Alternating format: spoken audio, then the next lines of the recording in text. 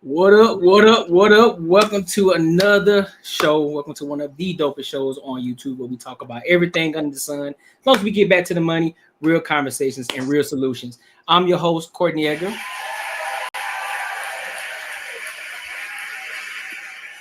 Hey, look, I got a new clap, man. I found a new clap. I found a new clap audio, man. But make sure y'all like, comment, and subscribe for the algorithm. And make sure y'all hit that bell notification, dog. So, how y'all feeling today? How y'all feeling? Good. Yeah. Oh yeah. You straight? I feel it. Hey, bro, I see you got the black and white do-rag on today, not the black and red. We can't hear you. Yeah, bro, you mute, bro. Oh, I'm heavy goop today. On the gym. Heavy goop. Heavy goop. What does that mean? Have you seen that TikTok? Have you seen that TikTok where a dude got his own slang? Like he's from Baltimore? Oh no, I haven't. Yeah, it's some crazy shit. He going viral for what up? What up? Hey, sorry, I'm in the other link like a stupid. Let me put you up on my computer. Give me 1 second. Hi, Ashley. Hi, how are you? Good. Oh, you straight? Okay, cool. How you feeling, Ash?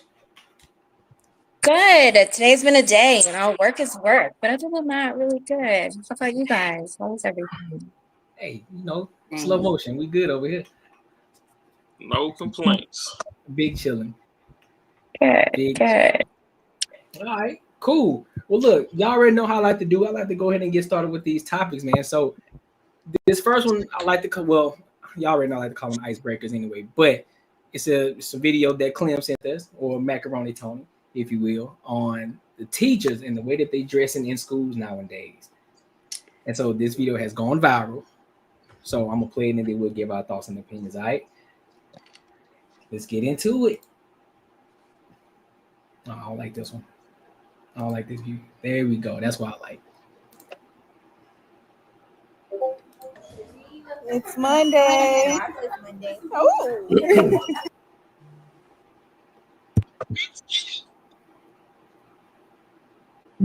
Oh, look at Miss Williams. Hey, Miss. So I gotta ask, what do y'all think about teachers dressing like this? Who wanna take the first? I think it's a little inappropriate for school. I don't know why you would need, pumps, strapped up pumps, and a skirt above your knee. I thought the professional way was that your skirt had to hit your knee or below your knee. Right. For it to be professional. And you also just can't have your arms out, right? Like you're supposed to have on like a little cardigan or something.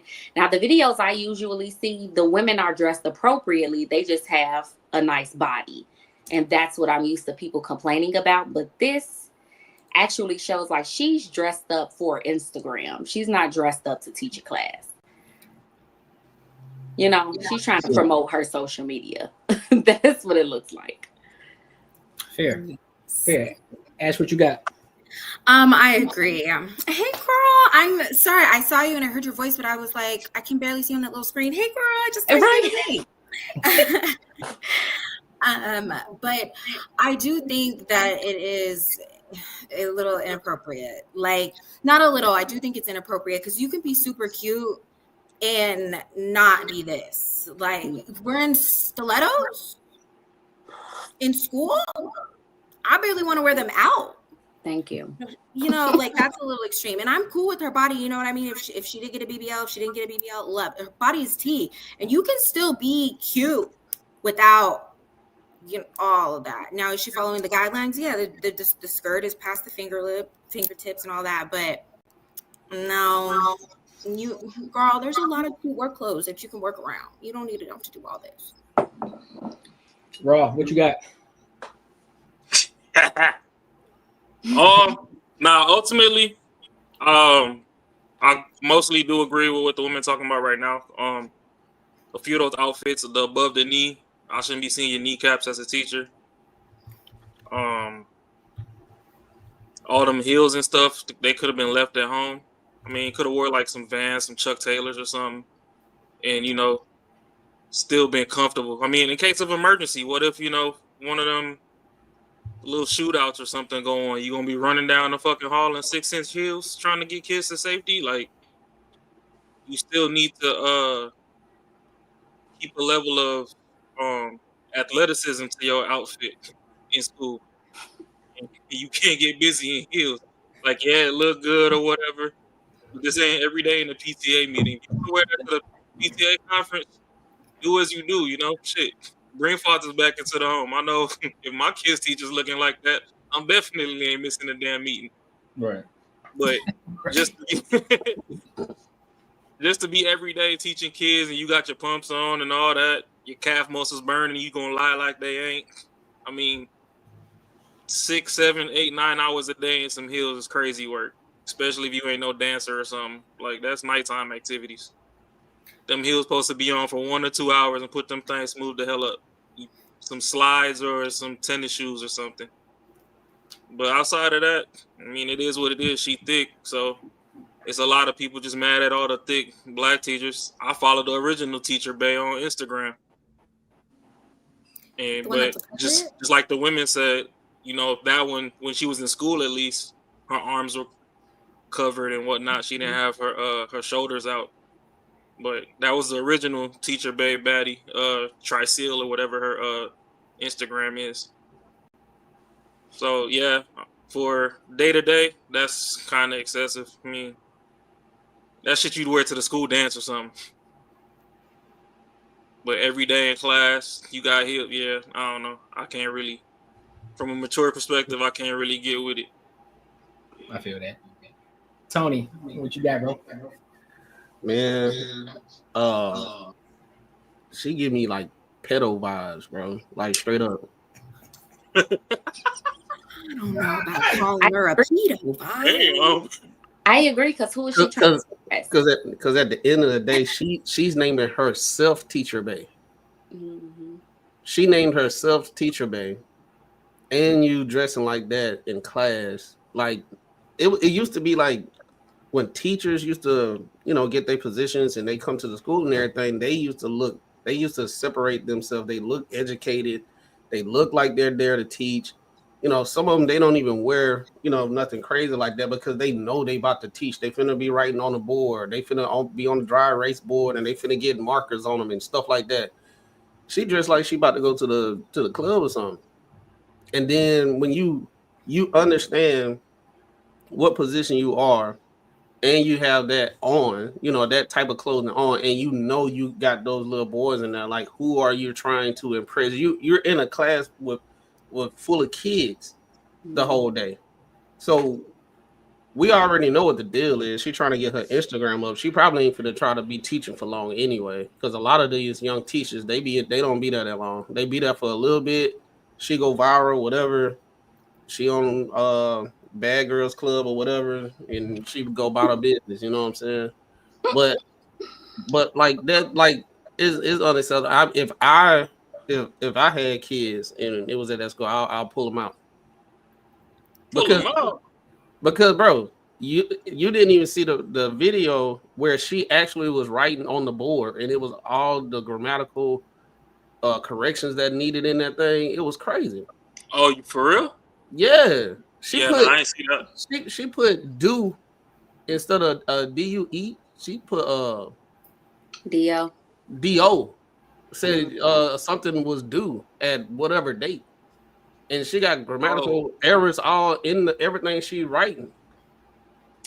So she put more focus on her attire than like trying to teach the kids. Let me see if I can find it. That's insane. I ain't know that. I mean, I was saying they distracted too. Like, how can you learn? If I had a son in that class, I would pull him out because I would expect him to be distracted. Nah, that's you need to leave him in there. That's how he gonna make it to class. That's how, but he's not paying attention. Oh, no, he's not learning anything because he's just watching her booty walk around. You know, he gonna learn 2 + 2. You say he gonna learn? She don't know 2 + 2. How he gonna learn it? Well, that's different. I ain't know that part. No, that's what I'm saying. Like, you there for the wrong reason. Yeah, because even the one that I follow, we crowd we crowd named her Teacher Bay. Like, she ain't just pop out of nowhere and name herself. It's just she was a baddie that was always, you know, we kind of seen a bunch of her videos going viral or whatever, and then everybody collectively referred to her as Teacher Bay. Yes. I know this one just popped up out of nowhere calling herself that shit. Yeah, she calling herself. Don't even know English. That's wild. And then she had a video where she actually came out and talked. She sound wild, bro. Like she sound like a regular person on a day like you know. She the Tiffany Henyard of education. Yeah. Yeah. Do you know how old she is? Very young. I think she like I'm pretty sure she like in her late 20s, I think, or early 20s, right? Okay, so she's just starting off. Yeah.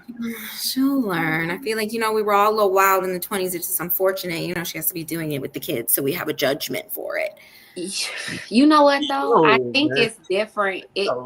This is going to sound bad, but I think there is a cultural difference here, right? Because my daughter's teacher is young, early 20s, Caucasian woman, and she dresses like a teacher, right? Yeah. Fresh That's out my of best friend. Yeah. Whereas you have some of these Black young women deciding that they're going to dress like they are auditioning for a specific show while teaching your kids. Because like Ross stated, that's what they're seeing blow up on social media. They're trying to make it to something else. I need a teacher to be in the class to be a teacher. Teach the kids. They shouldn't be distracted by what you're wearing, or, you know, you're bringing on unnecessary attention to yourself, or you can hardly teach because you're walking around in stilettos all day and your feet hurt. It doesn't make sense. Right. I do. Yeah. I need to see a fire drill from that school. Right. Because she gonna like, we gotta wait an extra 2 seconds for you to take your heels off. Or like, right, that's you gonna be able to crazy. just dash. Very true with the straps. I know that takes a second. Yeah. And I would go far enough to say that unfortunately this is probably a public urban school, because in specific neighborhoods, you know, ones where they, you know, a little lighter in tone, it would be a petition to get that teacher out of there, and she would no longer have a job, and we would no longer be having this conversation. You know, it's like certain things in our community we shouldn't be okay with, especially when it comes to our children and their education. The public school system is already crap. Yeah. They don't need extra distractions on top of that. Like, come on. I think with our community, bro, let's just be honest. We champion degeneracy. Mm-hmm. We champion like on a consistent basis, like all around, men, women. We just whatever degenerate thing that can happen, we champion it. And then what tends to happen is, because we got so many people championing degeneracy, if somebody come out and say, "Hey, that's wild what you're doing," now everybody on you saying something wrong with you. Mm-hmm. You because when you like, I was young when I had my first job. I wasn't dressing like, it was an expectation when I went there, right? Mm-hmm. So like, just because she young and she'll learn, no, you went to college. We champion, we the most highly educated and this, that, and third, but you don't want to look like it. Mm-hmm. And you want to do the exact opposite of it for real. You actually naming yourself Teacher Bay around a bunch of kids. Like, that's wild. Yeah, see, my thing is, I didn't know that the cards were stacked against her. Like, well, no, see, if she was dressing like that, but she actually could transfer some knowledge, then, you know, I could give her a little bit of leeway. Then we could be like, okay, she'll learn, she get it together. It's just her first year, whatever. But when you telling me she can't put the right words, she's saying, oh, there, and she putting THEIR when it's supposed to be Y''RE. Like, you setting the next generation up to fail. She used a capital letter within the sentence. Yeah, see, so like at that point, you setting everybody up to fail. So now I need to compare your daytime resume to your nighttime resume. Mm-hmm. No, check raw. The crazy thing about it is, if you go on her Instagram, the way she typed on her social media is the way she was writing on the board. Oh, no shit? Yeah. All right, I'm about to look that up in a second. That's insane. She capitalized words within the sentence. I get it, social media, cool, you know, whatever. But when you in class and you supposed to be teaching people, that's a totally different situation. Yeah, I mean, what subject does she teach? I don't know. Please don't say English. Right. That's what I was I waiting don't on. know. It might be, I was bro. waiting on It might English. be because on the board, I ain't see not one math problem anytime she write on there. So it might be English or biology. I don't know. Nah, that's Or it. an elective or something. Biology is crazy. Right. Biology. I don't That's know. a big jump. It's gonna be buttology. Shit. Mhm. Nah, but all jokes aside, honestly, like even with the heels, right? Let's say it's fire, shooting, whatever. If I see her take off down the hallway in heels, full speed, I'ma still have questions. Cause why the fuck you so fast in heels? So That's wild. Hey, that is wild. either You way, can't win for heels losing. gotta go. Like, and don't get me wrong, when I was growing up, the reason why I said Ty shouldn't pull her kids, shit. I ain't never missed math class. Anybody that went to Missouri City Middle School know Miss Kelly. She had a thump on her. So I did always make I it did Miss to Kelly. my math. I think he was a science teacher or something class. My He math was teacher was thick too. My math teacher Yeah, was my thick math in teacher high was- school. And she was so thick that when she would walk through the aisles, her butt would hit the tables. She couldn't help smacking the it. students. But Yes, she Lord. never dressed like that. Like she always wore slacks, button-up shirt. She would try her best to cover it up, but she just couldn't. So it's like for those type of teachers, the people that's going on teachers for being thick or having bodies, I'm really not, for that. They can't help how they're built. That's just how they're built, but it's how you dress it. How she's dressed is unnecessary. It's inappropriate. And the principal really should have turned her around. Like, what are you doing? What are you doing? The moment it became on social media, it should have been a question. I mean, before that, but especially now that you're putting it out to the world of like, this is what I dress like at school. Like, no, that's not okay. Yeah. I mean, because even my math teacher, Miss Kelly over there, she wasn't trying to showcase her body, but she couldn't help it. That rear end was just insubordinate. She turned Levi jeans into apple bottoms. And Yeah. I wasn't complaining. We going to math. And luckily I had it in the morning. So, the front half of school, they might see me. Then the rest of the school day, who knows? If I cut out, I cut out. But shit, we gonna get this math in. I did the same with one of my teachers. He was at the beginning, and I was there every day for him. He was on. After that, though, no. I wonder did she interview like that? Couldn't Probably not. People got common sense till they get the job. Yeah. Mm-hmm. She probably ain't dressed like that the first 90 days. I agree. Yeah. Day 91. Boy, Day she came out that 91. hallway. It was over with. Locked in benefits is on now. Man.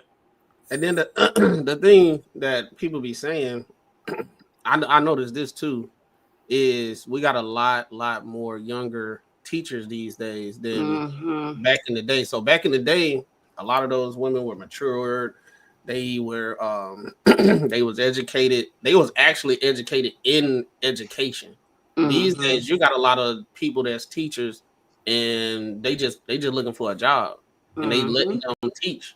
So now the expectation when you go to school for education, you making sure you on point with everything and how you dress and how you look and how you present yourself, how you talk. Now you got a bunch of people that didn't major in education or whatever, so they probably did architecture or biology or something like that, or a basket weaving degree, and now they went to go get a damn job somewhere, and then you got teacher pay. Yeah. I think it's just unfortunate because she has put in a lot of people on Front Street of just like, dang, girl, like, you don't think the teachers already have it bad, and right, they don't get paid enough, and the kids are treacherous, and now you out here just looking. Listen, what's crazy to me is, I'm sorry I gotta say it. Nah, I ain't sorry I gotta say it. But I go up and down my timeline on TikTok, on Instagram, and yeah, of course, I see a lot of teachers, showing their outfits. But I have yet, I gotta say it, I have yet to see any Caucasian woman put on heels, put on a skirt that short, or anything of the sort. They always have on some sort of jeans. They got some type of urban clothing, some stylish. It's stylish, but it's nothing that like, oh shit, she got her ass on her. It's covered up for the most part. And if they do got open toes, it's like little slides or something. It's nothing crazy. They look like a teacher. And if they are attractive, they just are attractive, but it's nothing on this level. And it's like, come on, dog. At some point, regardless if she can teach or the influence that she has in regards to her teaching, whatever the case, you got to have some accountability within yourself. You got to have some sort of dignity. You can't be coming out like that at the end of the day. It's a white chick that I follow on TikTok. She is teacher bae to me, but it's not that she a baddie or nothing. I mean, right. She a solid 5, wet or dry, honestly. Right. But the reason I like her is she know how to dress. Like, she do a full closet tour. Her shoe game is fucking out of the world. She a sneakerhead, so that's why I like it. Because I'm like, okay, well, shit, how she gonna dress up these Jordan 1s today, you know? Or how she gonna rock these foams? Whatever. So, like, she just, her aura brings her higher than, you know, just a face card or whatever. But then at the end of the day, like we say, they supposed to be there to teach. I mean, I'm a male, so because I'm not finna try to learn nothing. I'm gonna be too busy looking at her ass. I'm like, God damn. That's what I'm saying. Oh no. I'm gonna learn because I ain't trying to bunk. They ain't gonna call me stupid next year. So, but the ass gonna get my seat and gonna get my ass in class. But then think about, okay, for boys, young boys, she may motivate you to go to class because you want to look at her butt. Yep. But then for the other girls, right, it's promoting over sexualizing ourselves as young Black women, because now we see how turned on the boys are. You got to think about adolescent minds. They're noticing, oh, you like that because she dresses, you know, this certain type of way. Her booty sticking out. She's showing everything. So now the girls are thinking the same thing. I need to do the same thing to get this same attention.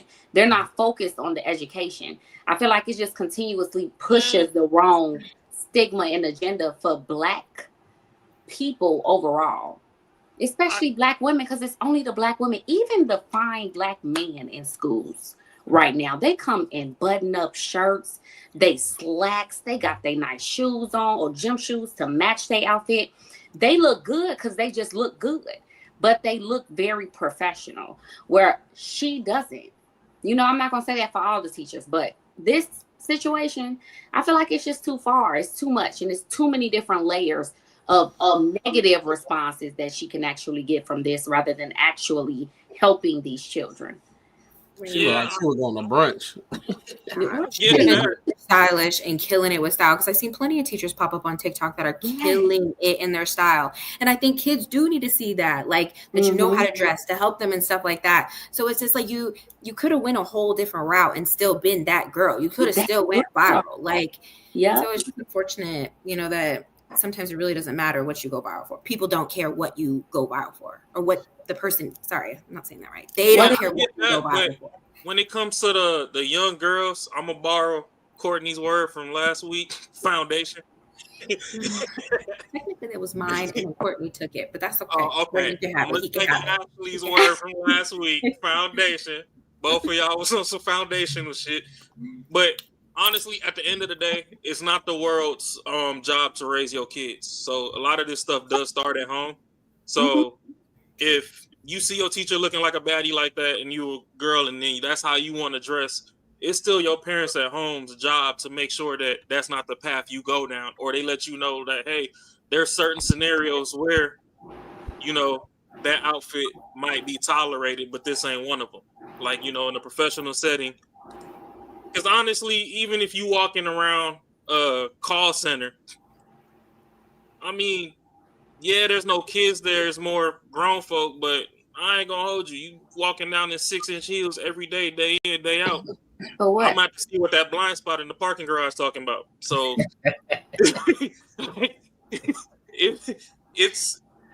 I'm not trying to be harsh, but when we were growing up, that was viewed as a streetwalker uniform. It was. It was. And I agree with you saying that it is the parents' job to lay the foundation, right? But let's be honest, as soon as your children start becoming teenagers, that's when they really start trying to make their own path. And so even though you could have laid a great foundation, they're also going to be heavily influenced by the outside world and the company that they keep. And if they go to a school every day for 8 hours to 9 hours a day, right? Let's say they have sports and everything else. They spend most of their time at school. And what they're seeing is that the teachers that they're supposed to be looking up to and guiding them, the guidance counselors, things of that nature, they're dressed like this. That doesn't really give a good example, right, of what a professional Black woman specifically should look like in this field. So I agree with you. And as a parent, you can try to reel that in. You can try to lay that foundation, but teenagers always going to try it, right? So you can make sure they're dressed one way leaving the house, and then they decide to switch it up when they get to school. I just really feel like when we were going to school, even though it was our parents' job, by the time we got to school, our teachers also didn't let us act up.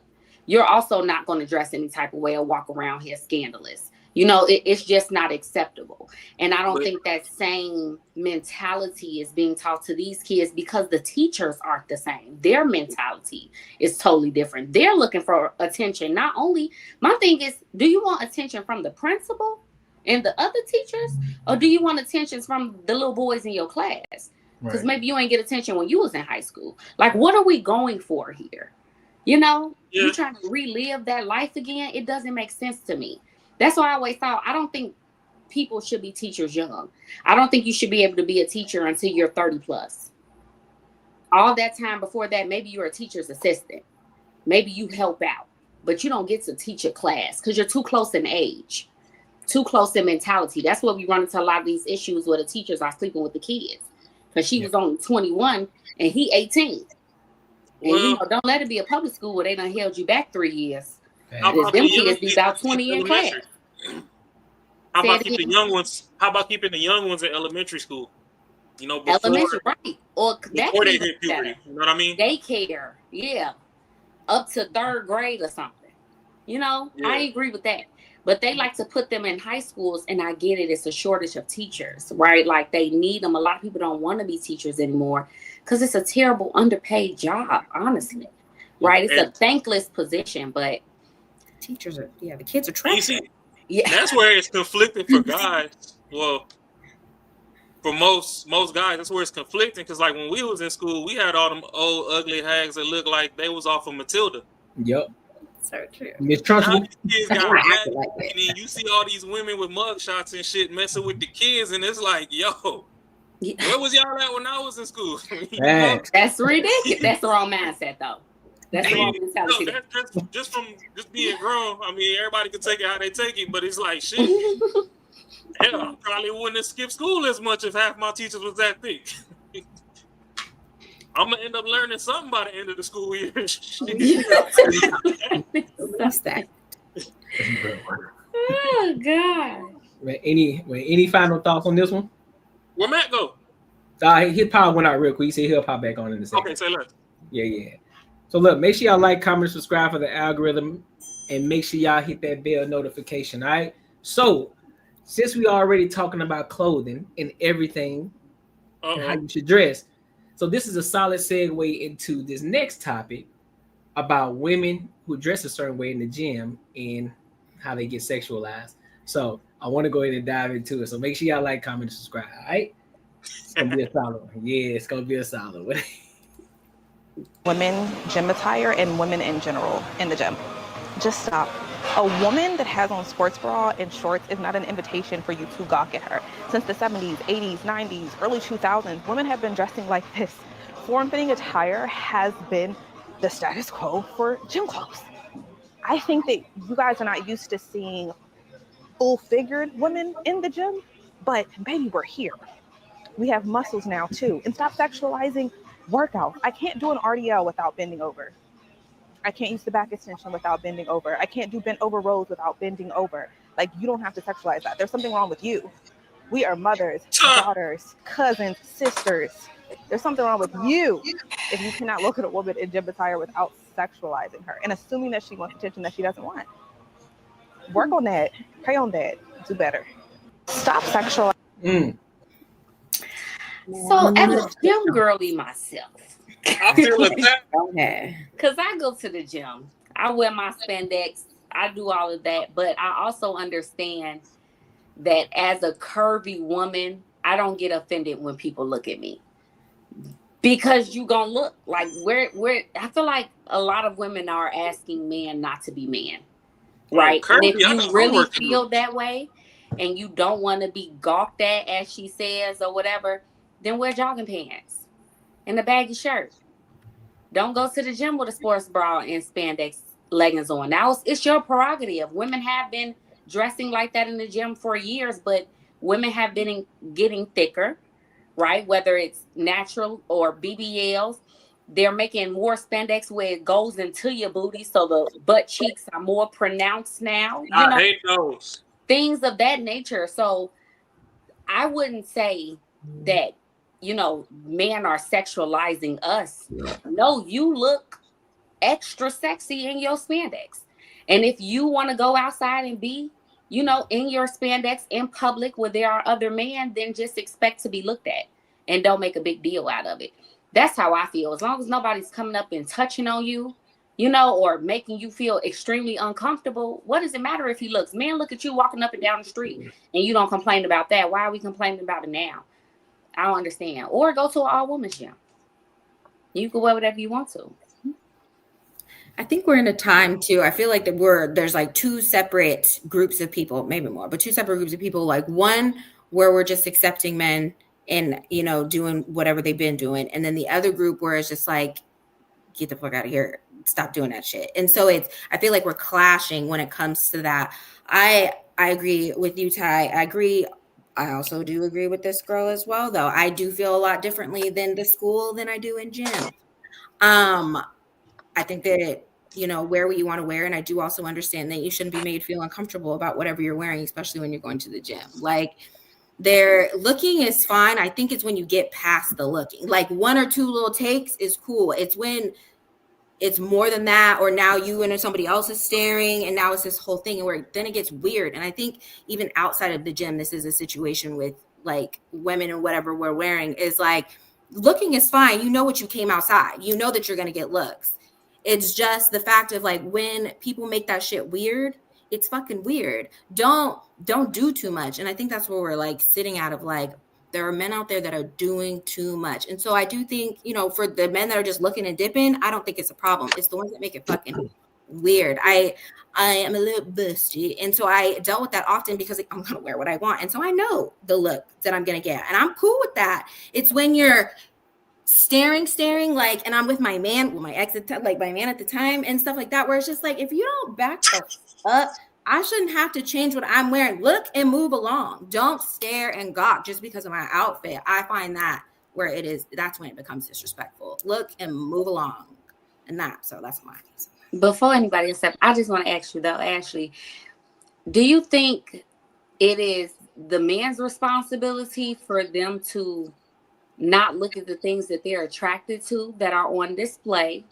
Or is it our responsibility to maybe cover up if we don't want to run into men who may overlook, right? And I'm not talking about like touching us or anything. Like I don't agree with any of that, but someone gawking at you or staring at you, if you know that you're very curvaceous and you go out in something that emphasizes those curves, then why would we be upset if people are looking?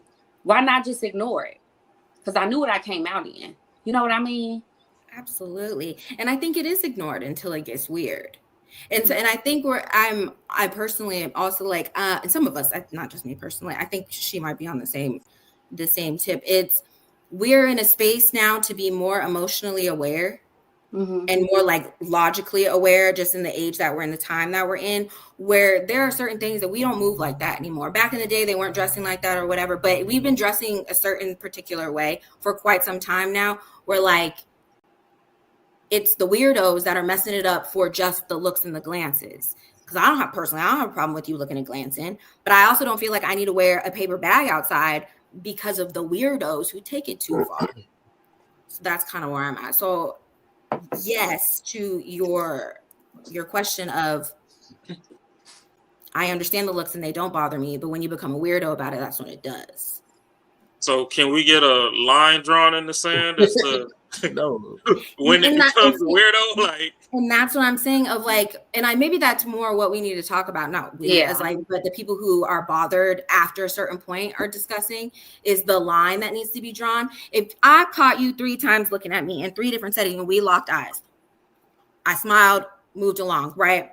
And then I catch you on the 5th time and you're still staring me down, you're now a weirdo. To me personally, you become a weirdo. Because why, like, well, first, what's the setting? What's the setting? What's the setting? Doesn't matter on the setting. If I've caught you and you're on your 5th go around, you're still staring me down, I find you weird. Let's just say in this example, it's the gym, since that's what the lady on the video was talking about. Oh, if you in the gym, nigga, you need to be working out. Like, I get it. My thing is focus. You seen it On both jiggled a sides. little bit, get back to your workout. So I get that. But if you walking down the sidewalk or something, and, you know, Asher says she's voluptuous, so shit, if I see the titties bouncing, I'm gonna look till she passed because I need to see if the ass match the titties. Like, it just is what it is. And I don't have a problem. That, you know, I know when I come outside, I know the type of energy I'm going to bring with what I'm wearing. It's just, yes. So I guess we can start out the 4th look for me, maybe. And so, yeah, maybe we need to start spreading that out more of like the limit for women. And so then more women start talking about it. So then men really understand of when it gets weird for us instead of just directly saying it, how she's saying it. Because I don't think that she cares about the 1 or 2 glances. It's the because another thing too is a lot of women have set the culture up now, being that men try to, you know, respect all these boundaries that keep getting thrown up, but y'all just keep shortening the stick to where men don't necessarily even feel comfortable approaching you just to tell you you look good anymore. So yeah, in your mind they might be being weird, but we might be out at, like, let's say we had a brunch spot or something, and you at the table with 14 of your girls, but you the baddest one in the group. Then yeah, motherfucker looking at you more like, shit, why are you with these birds? Like, it's just, so that's why I was just wondering, like, what the setting is and where the line in the sand is, because sometimes you might be feeling that something's weird, and the dude's looking like, well, shit, I can't tell her she bad, so she the baddest one in the room. Hey, we locked eyes, you smile, I smile, you know, I sip my drink or whatever, but if you don't come over here, I'm not running down on you, because you ain't gonna have me like that dude that was outside the club with that one shorty that. Oh yeah. Yeah, so that's not gonna happen either. So I might have to just enjoy nature from across the room. Yeah, but it sounds like you're not the weirdos we're talking about.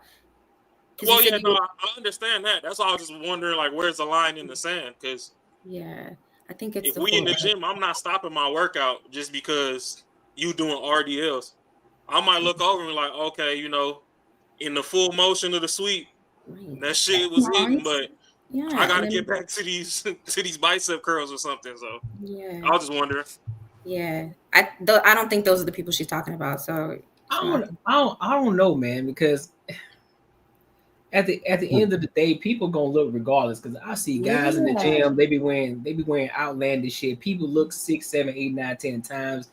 Guys with these shorts on, working out, tank top. Like, bro, what the fuck you wearing right now? And then you got women doing the same thing. They got their tights on. People gonna look, especially like I said, if your body stands out, they're gonna look at the end of the day. You just gotta ignore it and keep it pushing. Yeah, they're gonna be some guys who are looking at you, gawking at you. Cool, it is what it is. Just like, you know what? I know I'm a baddie. Just keep it pushing. Just work out and get in and get out. Don't even worry about what they got going on.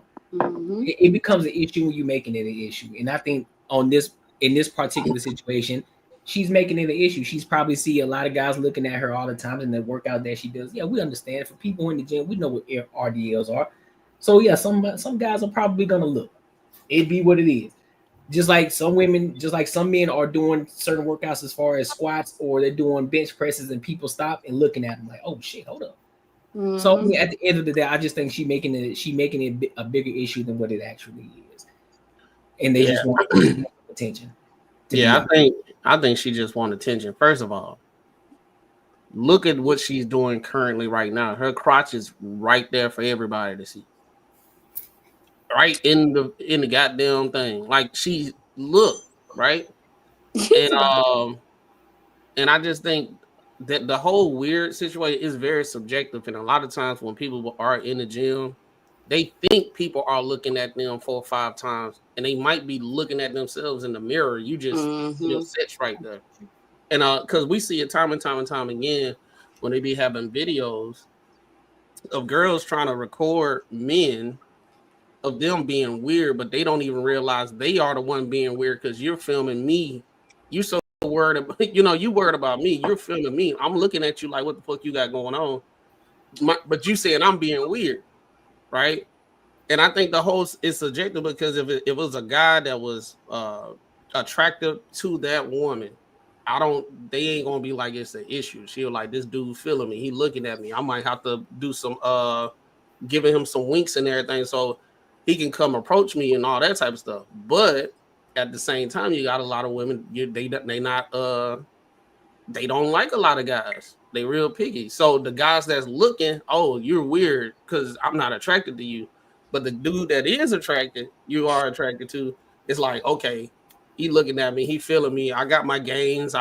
He big up at me because now I've been in the gym for a little bit. He's seeing my gains and all that type of stuff.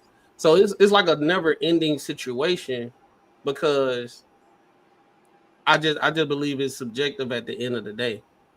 And then you got a lot of women, they go to the gym just to do content. Like her. Yeah. Like her crotch is right there in the camera. And she talking about stop looking at me.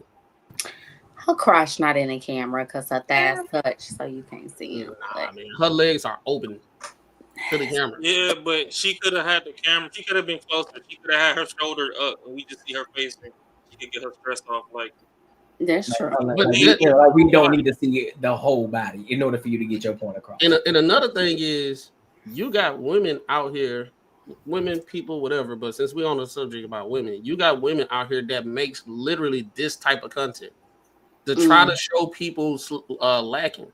And they get views on it. All this stuff is monetization. She's gonna get views. She's gonna get money.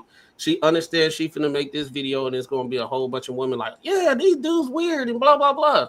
That's all it is. So she gonna get that. She gonna get that engagement and everything. But like Courtney said, what everybody said, bro. Hey, bro, if you working out, do your little 2-3 glance or whatever. But at the same time, it's kind of hard because say if you are feeling the girl and you just trying to make sure before I approach her, I don't want her putting the camera on me and I go viral the next day. You know what I'm saying? But because that's just like what Ross said, it's getting harder and harder to approach women because you just don't know what type of time they on. Like I'm giving you choosing signals. Oh, I think she's giving me is that a choosing signal? Okay, I'm gonna walk over. You go viral the next day. Now you're being disrespectful. You're being a creep. So I think dudes are just trying to be real careful, and that's why they looking a lot because they try to make sure before I come talk to you, let me see if she rocking with it. Or you do got some dudes that's weird and they be like, bro, you need to pack it up and just go home. You here for the wrong reason. Because I went in. Because here's the thing.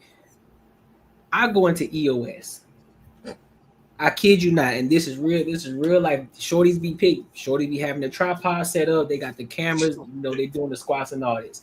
Shorties real deal be having they shorts on, tights all the way up to the cheek where the cheek about to fall out, and they got the sports bra on. I'm like, dog. I feel you. Like, listen, I'm not gonna be the weirdo. I'm not gonna stare at you, nothing like that. But understanding the fact of what you're doing and all these people that are in here right now, you wearing that just to do some squats. And you telling me that, and you feel some type of way if a man is looking at you, you can't control that. You can only control the controllables, and that's one of the things you can't control. A man looking at you, and you wearing what you wearing, especially if your body is tight too. Come on, man. It's almost like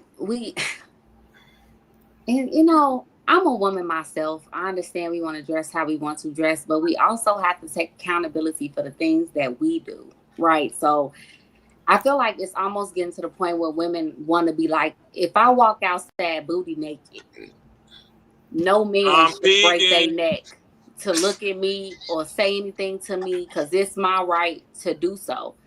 But we don't realize that we're literally asking men not to be men, not to be attracted. Men that are attracted to women, right?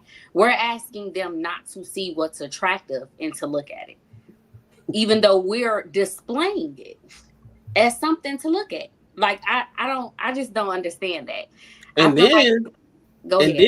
then complain that men ain't approaching women no more right after that. Yeah. It's not even the complaining that gets to me. I wasn't trying to go down this route, but fuck it, we here.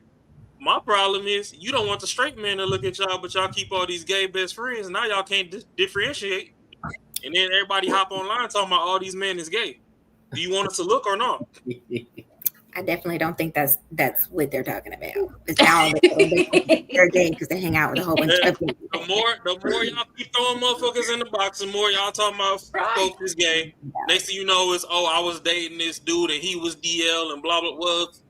If you would have got all them gay best friends from around you, you would know what's masculine and what's not. And he wouldn't have snuck through. But y'all want to keep a little moist ass dude to go purse shopping with you. But then the dude that really wants you to be his arm candy, y'all don't want him because he was staring too much and being weird. But then again, if he even say hi, oh, nah, fuck off, I'm busy. Like, what is it? Why are you going a little far? Because your gay best friend is the one that help you know who on the down low is gay. If you don't have gaydar like that, you know. If They you tell me every time. around, you would know. I have to disagree, but all right. If you didn't have him around, you wouldn't have picked no man with no soft ass tendencies to begin with. You'd be like, oh well, you know, friend said that this is all right. Whole time, now you over here asking to be being offended. The people that they're talking about that are DL are not giving femme, the ones that you're discussing, aren't giving that. Nah, that's cap. You can see it. Nah, you can tell. You can look and wait. What are we talking about now? We're talking about DL.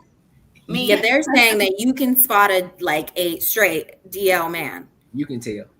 And then you can not tell. Always tell. Thank you. And not always saying because there are real thug men out here. Tony, you live in Atlanta. There are real thug looking men out here that act like they are manly men. And when they want to at nighttime, they got a man. And you would never know. You can tell. It ain't just out here for everybody to know. I think no, hold on. You can tell some, you can tell some, you can. Some, right. It's some you can. You can some tell. you cannot at all. It's all they always leave a red flag somewhere. They always show you. It's always something. It's the small things that you got to pay attention to. I'm telling you. You see it, and a lot of us guys, we sit back like, hey, he down low. I feel like it's more guys that don't know than women. There have been group of guy friends, and they won't know that their one friend is gay. I've seen this multiple times, and I will literally say that boy is gay, and they be like, no, he's not. He's not slept with women. Blah blah blah. No, he's gay. And then years later, it comes out that I was right or that the woman was right. Men never know. So I don't even know why we talk about this. Y'all would be hanging tough with it. Well, see, here go the problem with that. When you got men in the friend circle, that's straight, they not trying to fuck each other. So unless that dude then pulled somebody off to the side and was trying to get some cheeks and got denied, then yeah, it is possible that in that it got denied. It is possible that in that friend circle. Bro, you got denied by your homeboy. What? Hey, I mean, that's a different path. Everybody ain't on that type of time. Nobody, we ain't friends. Hey, that friendship is done. No, it is if you fucking come out on some shit like that. But it's just those people, they keep their shit to themselves. But if you pay attention enough, y'all might go to the mall one time because y'all got to get some fits or something to get fresh. And you like, hey, what was that little weird ass head nod you did to the other dude over there? Like it's signs, but he not gonna do that if y'all fucking at the Super Bowl watch party at the crib because he know who he around. So that's the thing. Like if you give him long enough and you paying attention, you can see the signs. It's just most dudes don't really care. If we finna go hooping, we playing the pickup game, then all right, bet we playing the pickup game. But at the same time too, hey bro, why every time fucking I get the ball, you trying to play D and you posting up on me all wild aggressive like. Keep your eyes on the ball. You doing some extra shit. Hey, shit'll be there. We have strayed too far from the subject. You know how to do. You know how dudes want football and basketball. They like good jobs and smack. Yeah. They like, hey, bro, why you doing that for the other team, bro? What you doing? A fool.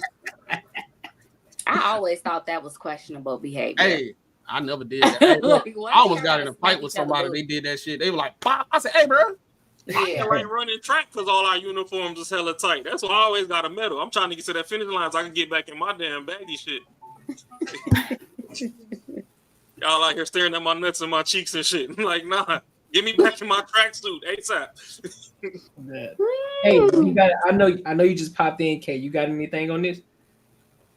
I just think it's stupid because most of the men that are looking at women are looking at the women that are half naked. And why are you wearing that if you don't want to be looked at? So you're going to be looked at regardless. Yeah. It don't matter if you're walking down the street or you go to the gym. Everybody's looking at everybody's body in the gym because we're over there trying to get it better. You know, we're trying to improve. So if they're admiring you, they're admiring you. And if somebody's being extra creepy, then, you know, handle that. But outside of that, that's what you're going to the gym for, honey. Wear something baggy. Ain't nobody gonna look. I think sometimes the women that complain, they have a complex of like, you're not worthy to look at me type shit. And why you being weird while looking? Huh? That could be something. Cause I done seen some women, the way they talk is like as if they are better than everybody. You lucky to even be talking, even looking my way. Why you looking this way? Yeah. If not that, I feel like I have a main character complex. That's the good one. There we go. You know, like it's about me everywhere. Even I forgot who said it. They could be like looking at the mirror because most of these people are in front of the mirrors, right? Like lifting weights. They can be looking at the mirror from behind you, and because they're right there, they think that they're looking at them. It's like, why you're not in the zone? How do you even know how many people looking at you if you're focused on your workout? People literally have to come up to me for me to know that they're even trying to get my attention. Other than that, I'm here for a reason. You know, not to look at people looking at me. That means nobody doing work. Everybody wasting time. You're on the Stairmaster. For real. Get out the way. That don't make sense. That's a great point. It's a solid point. Anybody got any final thoughts? Just to add that I do think the discussion about weirdos, not here in general, it does need to be talked about more. Not the ones that aren't weirdos, but the ones that are. I don't think it's discussed enough about what women or men are dealing with when we are talking about the extra people. Like they're out here, and a lot of y'all's friends, not y'all particularly, but a lot of y'all's friends are the weirdos that we are talking about, and those are the ones that it is getting extreme. I have to agree, Courtney. I know you've been in this situation before. There's always that one dude that be overdoing it and mess up the whole flow of like you might be like 3 girls, 3 guys, y'all kicking it, having fun, everybody chilling. And that one dude, he be on that extra stuff. They're like, hey man, you remember that $1,000 I had gave you the other day, bro? You ain't gotta worry about paying that back, dog. You good? Yeah. Like, bro, like what? Yeah, like you killing, bro. What you doing? Those be the dudes that be overdoing it for real. They don't even worry about them the ones that we always hold accountable to, though. We're like, hey, bro, like you want some extra shit? Like, what you got going on, fam? Hey, like we kicking it, like you making shit uncomfortable for everybody, man. The chick vibing now, like what you doing, dog? Hey, you fucking the plate up. You give them that talk like this, and you be like, hey, bro, we got 3 girls coming over, bro. Don't be on that weird shit, bro. What you mean? What weird shit? You know that shit you be doing, bro. Just chill out and just drink. Don't talk a lot when they come. We're gonna do the talking for you, bro. On the real, that's the savior of the group right there. Good shit. If you waited for the chicks to come over talking about $1,000, then if the one I was with was a gold digger, you just got her up off me.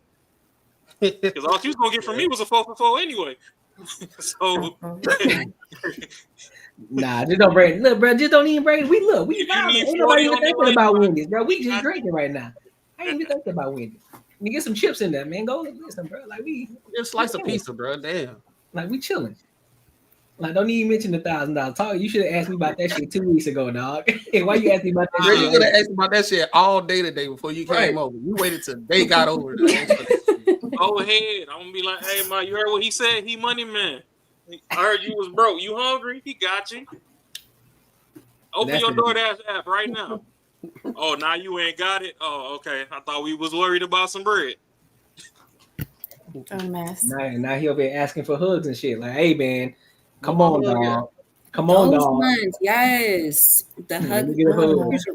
I can't get no hug. Oh, it's like that. Yes. I would like that video of that young boy. Did you guys see that video of the boy that came up to that woman in the grocery store and said she was the finest thing he had ever seen, and he wanted a hug, and she was like, "No, you know, I have a husband. It's okay." He had on like mismatched socks. I can get it out. She didn't show his face, but he kept pressing and pressing and pressing, and she kept saying like, "It's okay, like just go away, you know. Let me finish shopping." He wasn't letting her pass. And then finally she decided to walk away because she wouldn't hug him, and he punched her in the back of her head. See, you can't be nice. You can't be nice. You can't. But it's the crazy thing for women specifically, right? Is that we constantly battle that, right? Like I can't be extra mean because I can get hurt doing that with the grown crazy person, and then I can't be extra nice. So what is the balance? It's like, no, thank you. I already said no, thank you. Please leave me alone the nicest way I can. And it's certain guys that will keep pushing. It's like you're putting me up against the wall at this point. I don't know. That's why some women just give you a fake number or give you their man number or something. Like, here, just take this number. But I think they don't call me. I think some of those cats though, you can look at them and tell they on some extra shit versus the guys who are actually dealing with it. Most of the ones that's sometimes it's in their eyes, but I'm just saying when you're in that predicament, what are you supposed to do? Right, they already walked up to you. They're already speaking. We're like, here. We had no like, we couldn't, you know. You know, Punch in the back of the head is crazy. Yeah, that shit caught me on guard. Back of the head is crazy. As soon as she walked away, told him have a good day, he punched her in the back of the head. She wasn't. Bro, I was gonna be like, "Are you sure this ain't a skit or something?" Did you say punch in the back of the head? I was like, "Whoa!" Right. You got No. I heard a woman say she always get approached and everything. She said she just no matter what it is, she always just be nice because it's dudes that's crazy out here. These same households where these women that's dressing like this and popping out the mouth, always fighting at Popeyes and Burger King and shit. You got men. You got men that was raised in them same households, and that's what it just because it's a dude doesn't mean anything. He was raised in that same household, so he be fighting women. He be fighting his sisters and shit. So that's why she was like, I always be nice because you just never know what's gonna happen, and it's just one of those things as a woman you have to deal with. Because at the end of the day, sometimes those dudes be pressing like that because it works sometimes, and they think it's gonna work this time. But you can't do that with every woman because the boundaries is real important. You don't want no dude following you everywhere. You already said no, and now it's a whole hour later in the club, and he right next to you, looking at you like. Still, like, come on. I do not miss the club days for real. Because I know if I had a swamp donkey keep following me around the club and all that stuff, and I said no, I'd be pissed off too. You know what I'm saying? Seriously, and then some guy they'll follow you to your car. They do all type of weird, uncomfortable stuff. And I've been in those situations, and I'm just real nice, like, "Oh, I'm so sorry. I got a man." And every time you say that, your man ain't got to know. Would you like it if you were my man and somebody said that? Like, come on, please. It's like weird. It's like, what? No means no. And you can't talk me into it. And now the talking is killing me because why would you think that after you talk to me more that I'd be like, you know what? You're right. Sure. Right. It works. If y'all ever been in that situation before, do y'all ever grab like the next man or woman and bring them with you just so they can kind of protect you or look out for you? It depends on what you are. Yeah. In the situation before. Yeah. If you need to. Yeah, right. But if you're not in that type of environment to grab anyone, then what are you gonna do? Right. Now I'm just swift walking. No, thank you. No, thank you. Right. You better talk loud as a motherfucker. Trying to find somewhere to go. Right. Or I just ignore now. Oh, your phone knows, and I wasn't cute anyway. Now but Hell, police. Hell, you heard that dude on the subway? No. Police. Hell, like God. Damn, you say you just ignore him now, Ashley? Yes, because I'm really nice. Like I am nice, and I'm too nice sometimes, and that because I am approachable and I might smile while I tell you no thank you, that's an invitation. And I'm genuinely not an angry person or a mean person, so I can't sit up here and be like no and move along. I love the people I can love that for y'all. That it's just not in me to naturally do that. So yes, I have to ignore now. I just same, Ashley. It feels mean to do that, right? It's like I don't have to be dismissive or make you feel small. It's just I want to say no in the nicest way. No, I'm sorry. I always say I'm sorry too. All the way over there, thinking that you could ever get me to be like, come here. When they do that shit, absolutely not either. I hate that. Be careful because you might get punched in the back of the head. You gotta look back, and that's why I ignore. I'm Swift Walker. You're not about to snatch me up. No. Yeah, no, that's crazy. I wouldn't do the what the hell? Oh, struggle. What happened to you? Why struggle streaming? I don't know why the camera went off. Oh, that's crazy work. There you go. Oh, there you go. Man, I done bought a new router and shit. This shit's still acting crazy. About to flip this whole damn table. But nah, y'all should record some of them interactions. And I mean, because them shits be comedy. I mean, once you survive the situation, but once you survive the situation, I ain't saying living through it is, but like I done been in vicinities of people where, you know, they see a girl across the street and like, hey, you know, she ignoring like, all right, fuck you then, stuck up, bitch. I was just saying that. I was like, that's exactly when I ignore it. I'm now, I'm a bitch and a hoe, and fuck you, you weren't attractive anyway. I'm like, okay. And I'm like, yo, chill out, like, you know, if you zoom in a little bit, she got AirPods in. She can't even hear your dumb ass. Like, y'all ever people that don't take no for an answer. Y'all ever thought about like to like the different ways to have that prevented? Do y'all think it'll be smart for you to like act like you on the phone or something like that, or like start recording? Yeah, I'll do that. Like pick up my phone and just start talking on it. I know this.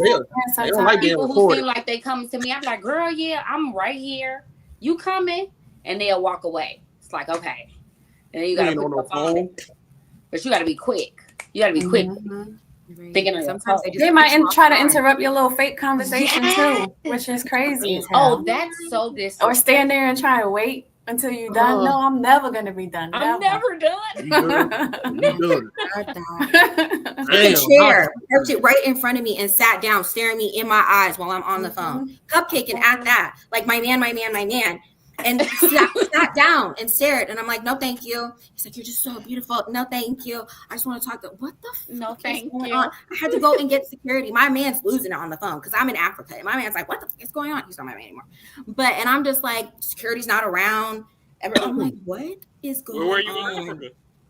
And they wanted me to shake his hand. So I just wanted to shake my hand. What the fuck is going on? No, that's weird. I went to Kenya.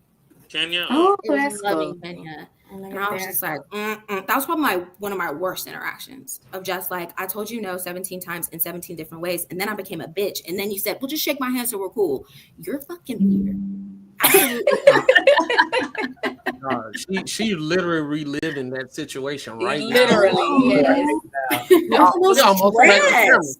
She almost smacked the camera.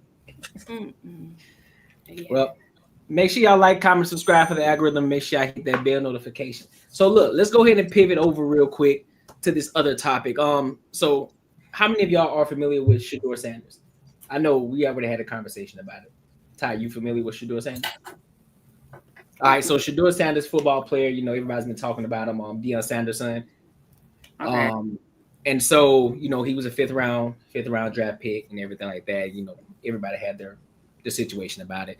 And then he ended up playing in the preseason game, had one good game, and then he had a terrible game on the last season of the preseason. So there's this coach called Coach JB. He was a coach for the U, I believe. And it was a series that they had on Netflix and all of that. And there's this other lady named Sabrina Par, who is also a trainer. She's trained different athletes not necessarily a football trainer, but she's just a trainer. She helped them out with different mechanics and certain things to help them improve and, you know, become better athletes. And so there was a post that was put out, and apparently she's saying that I guess another guy said something in regards to women deserve, instead of being talking about football, women deserve to be in sports. They deserve to be in the kitchen, not talking about sports. And so Sabrina felt some type of way about it. And she said, well, tell me you don't like Shador without telling me you don't like Shador. So we're going to get into this video, and those two, JB and Sabrina, are going to go back and forth about the situation. Then we'll give our thoughts. All right. Hopefully I kind of explained that pretty good. But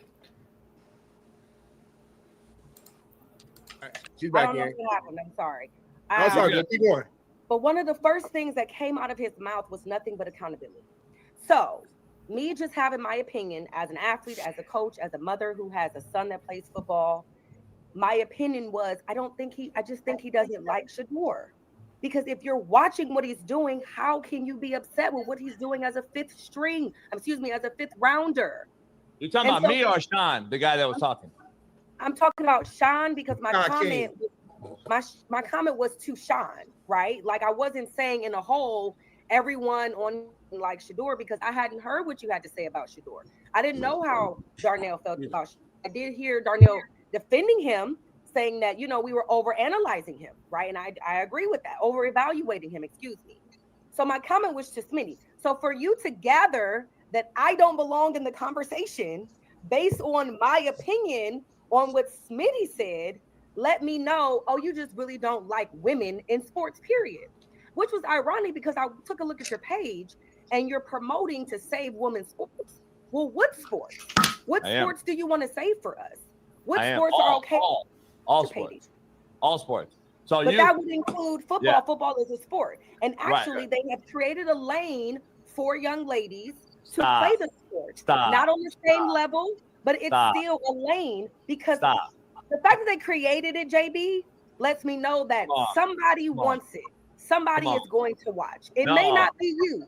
It may not ever be you. Let's keep it real. The feminists want it. Let's keep it real. There's no man that wants to watch women beat each other up on a football field. I do not want you to come home to me with your feet and fucked up and your eyeballs all fucked up and you bruised and battered and get into the bed. Let's keep it real. We got to stop this narrative, girl, because I respect you. I do. Here's the number one thing. I played football, and guess who bought our tickets? Men. I know. You know why? Because you're women. Because pussy's undefeated, girl. Okay, what do you mean? First of all, football is a business. It's not a business. Everyone out there to sell tickets. It ain't a business for y'all though. For the NFL, are they trying to sell tickets? Yes or no? Hey, I drive. You have we were doing good for a minute. Liberty Mutual. DSG presents your favorite classic. We were doing good for a minute. The All-Star. Who was on the road? What'd you say? Sorry. Even in the NFL, is the objective to sell tickets? Yes or no? Yes. You know who buys those tickets? You're getting ahead of yourself. Conglomerates, corporations. Corporations and conglomerates. It doesn't matter who buys the tickets. They're buying it. So for Sabrina, you to say that we don't belong, and I'm not disagreeing that football isn't, especially contact with helmets, with full pads. I don't believe that women should be out there with men. But if women are playing other women, why does that bother you so much? Well, that doesn't bother me. I never said women playing each other. No, you didn't make your statement was clear that we don't belong in football. You didn't say we don't belong to talk in the conversation about men playing football, or we don't belong playing football with other men. Right. So this is why you have to be careful what you say and who you're saying it to, because you just never know how it's going to land. I don't have to be careful at all. You should. I let it be clear. And I'm surprised that you're not being more careful. Yeah. Let me break it down. Go ahead. You can only speak once, so go ahead. Seems to want to be in full control, and it's very shocking that you haven't learned from your past to be a little less aggressive and be a little less in control here, because it doesn't work out well. But go ahead. I'm going to let you have the floor. No. I thought I was letting you talk. I don't have to cut you off at all. I'm in no rush. You haven't let me talk for more than 10 seconds yet. And when you go back and review this video, because you're going to review Go ahead then. He keeps them off though. Let's be real. When you go back and review this video, you're going to see that you haven't been letting me talk. I thought conversations were a debate back and forth. I didn't know you had it all, and then I can't talk. So, but go ahead. It's not about you can't talk, JB. There's just an order. There's an order of operations and everything. So if I hear your voice coming from a woman, that sounds ironic. See, you said I want to control it, but I think the women want to control it. I'm just keeping it real. So it goes both ways, right? It goes both ways. You were talking about Shador Sanders, Sabrina. Were you not? I was talking about Smitty. I was talking about Smitty. Is that his name? No. Or Sean. Sorry. Yeah. I was talking about Sean. I was talking about Sean not liking Shador. I didn't even elaborate on why I felt that way. I only was talking about Sean. Tell us you don't like Shador. That's the person who was speaking in the video was Sean. Right. So that's my point. Yeah, that's my point though. Shador plays football, right? Correct. Okay, so my point again was, tell me you belong in the kitchen without telling me you on the football field. That was like what I said, right? Shador is the topic. He's a football player. Football's the space. You told a guy that won a fucking Super Bowl that he don't know what he's talking about. No, that's not what I said. I didn't say you don't know what you're talking about. I said you don't like Shador. Right. Let's read verbatim what I said. I never said he doesn't know what he's talking about. Right. In the football space. Exactly what he's talking about and still not like the person he's talking about. Right. There are people I don't like and I talk about them in that tone, in that connotation. That doesn't mean that I don't know what I'm talking about. He may have known what he was talking about and still I believe he doesn't like Shador. Right. So here's the thing. Assumptions make asses of us all. So why would you say that? That's the whole thing about it. You don't know Sean and don't know the context on a clip. You know we do make clips, how we make clips in social media. So unless you saw the whole video, that was my whole point about this is a football space. Again, so like you're proving my whole point here. Like I don't understand why that's so hard to grasp. If you would have came out, respectfully, Sabrina, if you would have came out and been like, you know, how to get into a track stance and all that shit, I'm bound down because I know you're a well-respected, legitimate ass track coach. I get it. Like there's no disrespect. I don't understand. If you would have told me the same thing, stay the fuck out of track and field, JB, you don't know shit, I would have said you're fucking right. And I don't understand why we don't agree to that. I don't get that part. Because number one, I'm not a track coach. I coach athletes. Some of the top players that you're watching now have came through my system. Okay, some of the top college guys are going to recruited, went through my system. Okay, you got to do a little bit more research. And when I was working on ESPN for 8 years as one of the only Black contributors and only female contributor, I had to cover way more than just track. We didn't even talk about track and field, to be quite honest. So the reason why I was in that position is because I am respected in every area of sports. Okay, with the exception of baseball, I don't know much about baseball. So when we talked about the Indians, which are now the Guardians, I didn't have a lot to. She there? It's because of my experience working in these spaces, being the athlete that I have been, an all-around athlete, I am respected. You didn't do enough research to understand that.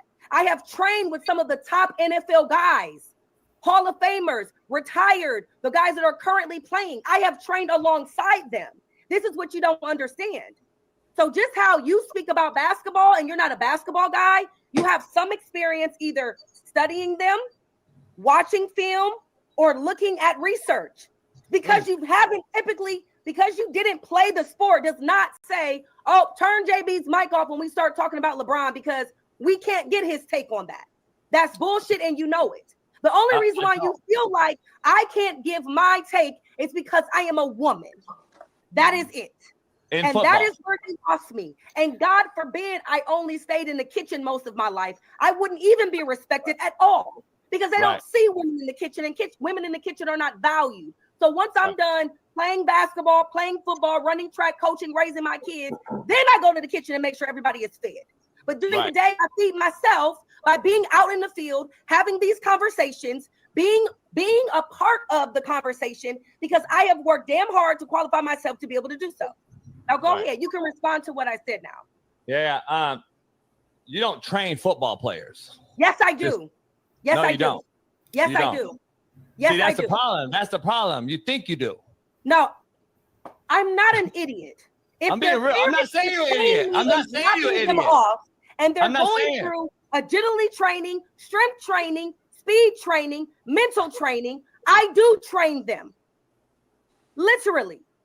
No, let me read you something. All right, so I'm gonna stop it right there for a second. So, who wanted to take the lead on this one? Bruh, I get both of their perspective, but I think with Coach JB, what I'm getting from it, he's not saying like he don't care about women in these spaces and all this stuff. I think he's just saying in this particular situation with NFL players, she don't know what she's talking about because she doing strength training and all that type of stuff. But as far as like teaching them like the fundamentals at a elite level, like NFL and all that stuff, she doesn't do that. She does like the strength training and all that type of stuff. So when he's talking about like the Shador situation, he's more like, how can you speak on that when you don't really know the game like that for real, for real? Like you told a dude that played in the Super Bowl, that won a Super Bowl, he don't know what he's talking about. But you never played the game. I think that's where he coming from. I think where she was coming from is she said it, that she didn't say that he doesn't know what he's talking about. Right. She said what she said was, say that you don't like him. Just say that you don't like him. And then because she said just say you don't like it, then he says you should be in the kitchen as like the basic generic, that we all get for women. I see her side. I don't see his side when it comes to her exact response and what she's responding to. The whole, you don't really train them, blah, blah, blah, and yada, yada, whatever. Her exact reason of why she's upset is because that man told her to get in the kitchen and stop doing what the fuck she's doing. And she's saying, bitch, I've been doing this and I have something to say about it. And she didn't say anything wrong. The clip that they cut, I'm pretty sure he was talking something about it. And so she said, just say you don't like that man and move along. But instead, his response was, you should just be in the kitchen. Well, I think where it comes from is the fact that so that whole back and forth. So there's a lot of times where a lot of commentators or a lot of analysts they say certain things about players, right? They give their critiques, they give their professional critiques about a certain player. What they do. It's kind of like what I did the other day. You know what I'm saying? When said the things about Shador Sanders and things where he did good, things where he did bad. And so with that, that's where the part comes in. He's like, well, just say you know what her saying, well, say you don't like Shador without saying it, but it has nothing to do with them liking him or not. It's just the fact that they're critiquing him. And so because everybody has a hard critique of because of who he is, he's Deion Sanders, he's primetime son. And they got these, everybody's talking about him. Nobody's ever talked about a fifth rounder before. So therefore, everybody's talking about him. So any critique about him, a lot of, especially people who are rooting for Shador, they're gonna feel some type of way about it. It's like, hey, well, say you don't like the man, why you critiquing him like that? He's a fifth rounder. Same thing that they was doing with Bronny James. They were critiquing him heavily just because of the basis that he's LeBron James' son. And so that's where that aspect is coming from. So there's a line, there's a thin line where a lot of people are saying, look, are you critiquing him or are you just hating on him? Which one is it? So I think that's where it's coming from. And then JB though, he went low, like good and well what she does. He knew that was going to be disrespectful. He went and jabbed her on purpose. So he deserves all this mouth that he's getting back because that was uncalled for. You don't have to tell her that she don't know football just because she's trying to make a point. That's just disrespectful. On top of how many men every day critique different athletes and have never played that sport or have only played it on the level of high school and their team sucks, but they feel like they know everything about what should and shouldn't happen based off of the stats that they looked up or just their knowledge of the sport itself. If a woman has the same passion for sports, why can't she add to the conversation? I don't understand that. Now, me, I could care less about sports. I ain't gonna lie to you. But she seems to have a passion for it. She seems to have some type of footing or understanding or knowledge of it. You know what I mean? So just like you stated, Courtney, there are different people critiquing this young man, and she's on the side that it just seems like you don't like him. Like, you're not even critiquing him for his skill, understanding that he's a 5th round pick. So he's probably not as good as some of the other people, but you just don't like him. And instead of him responding to that, he responded by saying, say you need to be in the kitchen, without saying you need to be in the kitchen for somebody who actually deals with athletes. It just doesn't make sense. If she was a man, he would not have responded to her like that. Well, exactly. But here's the thing though, Ty. That does happen when you got guys like Skip Bayless, you got guys like Stephen A. Smith who haven't played the sport on a professional level, and many other analysts who critique the game. Everybody goes at them too. Everybody tells them, listen, bro, you've never played this game before. You've never played on my level before. How are you gonna tell me that I'm trash and you never played the game before? So it's not just the fact that she's a woman, they go at her. They go at everybody. Men who never played the game before and try to tell somebody how to play the game or what the person that's critiquing the game. So it's not just her in that aspect that he's going at. Yeah, in this instance it is, but they go at everybody. Any analyst that hasn't played the game on that level. Now, of course, everybody has a mic to speak on it, whatever the case. Just like myself, I played basketball in college. But if I were to go and critique somebody in the NBA, I'm pretty sure NBA players like, nigga, you never played in the NBA, so how the fuck you gonna critique it? But I know the game well enough all the way up through college that I guess I have some good insight on how to play the game. But again, that's not to say that she can't say what she had to say. You know, that doesn't say that she doesn't study the game, just like the other guys like Skip Bayless or, you know, Stephen A. Smith. They study the game, you know, they embody the game, they understand, but they still don't understand from a certain level. But they go at the men too, just as they go at her. But the thing about JB though, JB's just reckless like that. He's just a reckless talker. He does that with men and women, and he does it on the U as well with all his players that he coaches. So that's just who he is as a person. So, and I just want to point out point of the conversation he brought up where he said that nobody would want to see women playing football, which for one is a lie, because they got a whole flag football thing with women in bikinis, and that's like what they're selling. But his reasoning was because, you know, who wants to deal with women all beat and battered? But if you watch boxing, because that's one sport I actually do watch, I prefer to watch the women. It's more entertaining, and they beat the living crap out of each other. And people are still there to watch it. So I just felt like his reasoning too behind it really didn't make a lot of sense. But, you know. But I mean, if you look at it that way, you look at women's boxing, you look at, you know, women playing football and flag football. I mean, is it really driving the revenue as other sports are? When you got to look at it from that aspect. Women sports don't drive the same revenue as men's sports, period, right? The man build athleticism, everything is on a different level than women. That'll never be the same. Right. But I'm just saying people still pay to watch. People still show up, right? People are still interested. So to say like that's just not a lane women can be in, it's just not true because they're already in it. That's all I'm saying. I felt like he was digging himself a hole. And I think too, I don't know if men know the equivalent of what being in the kitchen feels like to us as like a trigger to say. I feel like, and we might feel a little stronger on the kitchen comment, but like how y'all might get triggered about like, if he was like, well, then just say that you're gay if it was a man, right? How immediately your ears perk up and you're like, why would you say I was fucking gay when I just made a comment, right? That, and I don't even think it's as big as how we feel about the kitchen, but that's how I'm trying to explain of like why she immediately was like, you could have said anything fucking else, but the comment that y'all like go the lane that y'all always go to, not y'all, but is women need to be in the kitchen. That's what I think of why it triggered her as to be like, and you could have said anything else, like how you mentioned Courtney about being critiqued and things like that. It was just the fact that he went for the lowest blow, saying that she needed to go in the kitchen. We'll try to equate it to he called another man gay. And that is why the conversation started. And then he just dug himself into a deeper hole going down the lane. Or called another man a female dog. That's a better one. That's a better one. Thank you, girl. Yes. It's instant disrespect. It's like you're attacking her womanhood or somebody's attacking your manhood. That's disrespectful. It's just shit talking though. Men don't go ahead, Marcus. Yeah, go ahead. I'm not. Men don't get mad about that shit. You just shit talk. I know so many men that get mad about and talking shit about gays. If someone called me a bitch, I'm gonna lose my shit. I'm not gonna lose my shit. If someone called me a bitch, I'm like, all right, well, hey, stepping up here. Let's go.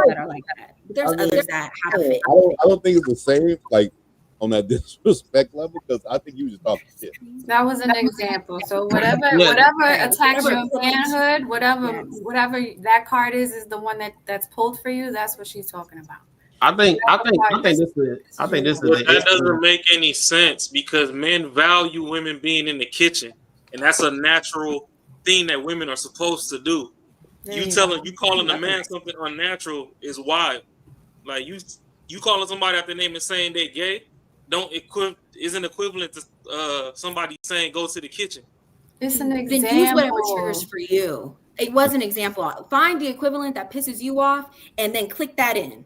No, say something like go build a house, go work on a car or something like that. That's I get what you're saying. Raw, I just want to point out that being gay can be natural for some people. No, it's not natural because it's not a natural thing. It's not natural. Don't get me started. I don't know. All I'm You saying don't have to go there. Some people feel like it's naturally what they are. So that's where you can use that in the sense of if women feel as if it's not natural to be in the kitchen, then if you use it that way, then yeah, it would make sense. Some women don't feel like it's natural. Some women hate being in the kitchen. Well, which is unnatural, right?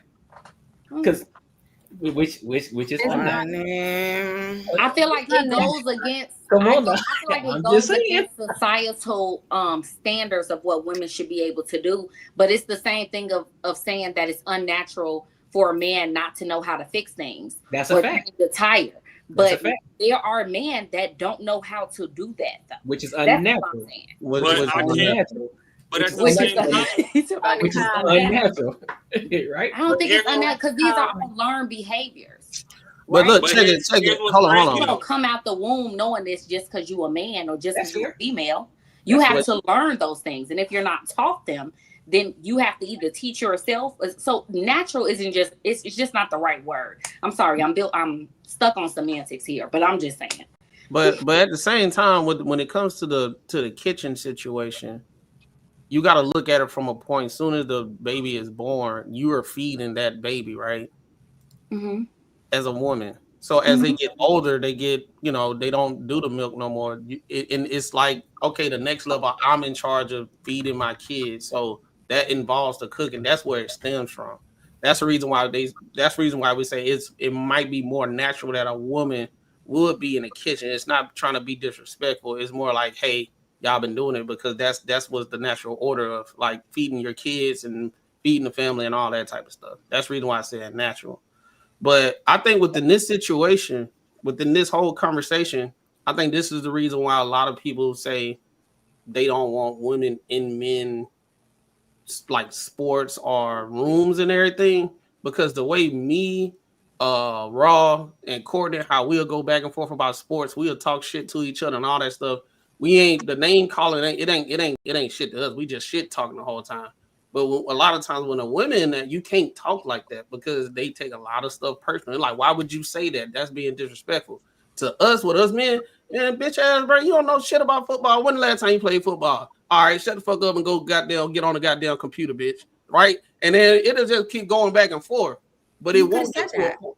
But it won't get to a point where it's like, oh my God, I'm so offended. Why we have to say that and this, that, and third. And that's just like that's how men are when it comes to sports or competitive like sports and everything in that nature. We ain't tripping about what was actually said. Like the crazy thing about men, we can call each other some bitches and hoes and all that stuff when we talk about football and all that, and nothing will happen. No fights, no nothing.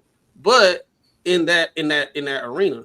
Outside of sports, though, if you call me a bitch in the streets and everything, of course, then I get pissed off, right? Because now you coming at me like for real. But if we just talking about sports, we talk shit to each other all the time. Like it ain't. I mean, that go back in the kitchen statement? That's like low. That's like that ain't nothing compared to what men be saying to each other when it comes to like sports and shit. Like you be down, you're like, dog, are y'all even cool? Do y'all even like each other? Oh, that's my dude, bro. We just talking shit, man. Go grab me a beer, bro. Just like that. But you bring women into it. When you bring women into it, you gotta walk on eggshells because they'll take it like literally. and then it'll be like, oh my God, he hate women, he hate this, that, and the third. He's you know, it's just different. Hey, wouldn't it be the equal like the Minnesota the dude cheerleaders and some girls like, man, go pump some weights or something? Is it almost like the same shit? No, I don't think men care about that stuff like that though. Some woman's space and she's like, man, go do some man shit. Get the fuck out of here. I don't think men will have a problem with it. You're like, man, maybe you need to go do some damn push-ups, bro. You do look kind of weak. Exactly. You know what I'm saying? So it's just dudes, we don't care about it like that. Like the words and stuff. We don't care about it, especially when it comes to sports. It's we'll talk like all day.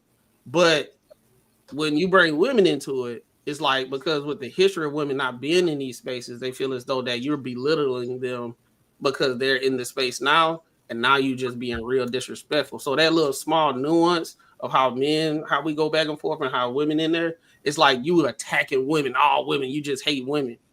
They don't see it like how we see it. True. That would make more sense then. Yeah, I just think it's too many wars going on. Fucking gender war, race war, all that. We just need to stick to black and white, the sport. But he got out there, he had a bad game. It is what it is. I mean, I don't know. He said that she trains track. She said she trained more than that. So we gonna just say maybe she trains fucking muscle and coordination. That's cool and all, but that ain't training the playbook. So when they start getting deeper into the game about running routes and shit, you know, special teams, blitz, all this extra stuff, then yeah, you know, I ain't gonna say be Bobby Boucher and be the water boy, but if you ain't ever ran them routes before, kind of sit that out.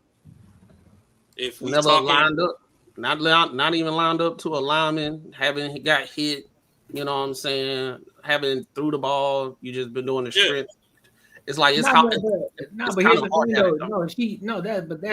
That's why I gotta disagree with y'all on. Right, because it's she's open to critique the game as much as she wants to. You know what I'm saying? Right. You know, but she just has to understand, if you're gonna critique the game, she gotta understand there's gonna be shit that's gonna come behind that. You're gonna have other people that's gonna say, you don't know what the fuck you talking about. Shut your ass up. That's what comes with it. So yeah, she as long as she got a mic, she can talk about the game as much as she wants to, especially if she watches the game, she knows the game. Cool, watch it, talk about it. But just know that there are gonna be guys like JB and other guys who may be a little bit disrespectful when they talk to you. You just gotta understand it, and that's what comes with it in the sports world. It just I wasn't saying she shouldn't critique. I'm just saying, like, just like what you said, you gotta be able to substantiate what you're saying when it comes to it, because that's what he said. He said if she came in there and was talking about track and all that stuff, he'll shut his ass up. He ain't even gonna say nothing because he don't know shit about it, right? Mm-hmm. That's what he said, and that's what he was trying to tell her. But like I said, when you have a conversation with women in like a male-dominated like environment, it's like you're attacking them, their femininity, and you're attacking their mindset and their capability to even be able to do it at the level. You know what I'm saying? That's what they feel. It ain't like banter and barter and just cut some motherfuckers out and just move on. It don't look like that to them. Yeah, because that's what I'm saying. Like, you know, on a surface level, she speaks about it, cool. But once it starts going down in depth, if you ain't got in deep, so, you know, that's like me trying to talk about war combat. But all I know is, you know, a Glock with a switch in the hood. Call of Duty. I can't tell Courtney how I can't tell Courtney how a 50 cal shoots if he really held one and shot it. And the closest I ever got to was a PlayStation controller. At some point, you just gotta be like, all right, you know what, big dog, you actually know more. You know, you could teach me on that or something, but I'm gonna just shut up now. Like, I already gave you what I know about it or what was portrayed to me, but you've actually done it, so I'm gonna sit this one out. And that's how I kind of see it. But I think there's some other underlying issues that she probably wanted to get off too. And the discourse just got out of control. And personally, I don't understand why women be so offended with the whole kitchen statement, because that's just wild to me too, but I'll leave that alone. I ain't trying to derail it too much. You know, it just goes back to the example that you just gave, right? Like, you couldn't tell him how to go into war combat because you've never done it. So you wouldn't understand why women would be offended by certain things because you've never been a woman. and had those things said to you, right? Yeah, You but only looking from the cool enough. outside. You only looking from the outside in as to what the expectations based off a man's perspective of what a woman should be. But once you're actually a woman and those expectations are put onto you, and then someone feels the need to throw that back in your face in a situation that has nothing to do with the kitchen, right? Then you're not going to understand how she feels. Then you're not going to understand how personal it is. That's all. It's the same difference. Your analogy you just gave about that, it directly correlates to why you won't understand. But you want to know something that's beautiful? A part of winning the game actually starts in the kitchen. Nutrition is everything. Okay. That is true, though. But y'all know that apply to men and women, right? Right. A lot of men that don't have women. So how would you get your nutrition? I'm definitely from you being in the kitchen, right? From you learning how to feed yourself. So that has nothing to do with us. That have more to do with you, especially on the athletic. You know, the higher you get, you grown. You learn how to cook yourself. You learn how to feed yourself. So that's a human necessity. Not something that only women need to do, right? And then here comes the disconnect between men and women, because now how when you get into all these other conversations, you start because like we talk, like speaking it from a sports perspective. Now we going about how women feel. Whereas with men, we talk about sports, we just keep it there. But now we talking about how women feel about certain things that were said within the conversation that they feel like it's attacking their capability of. I disagree.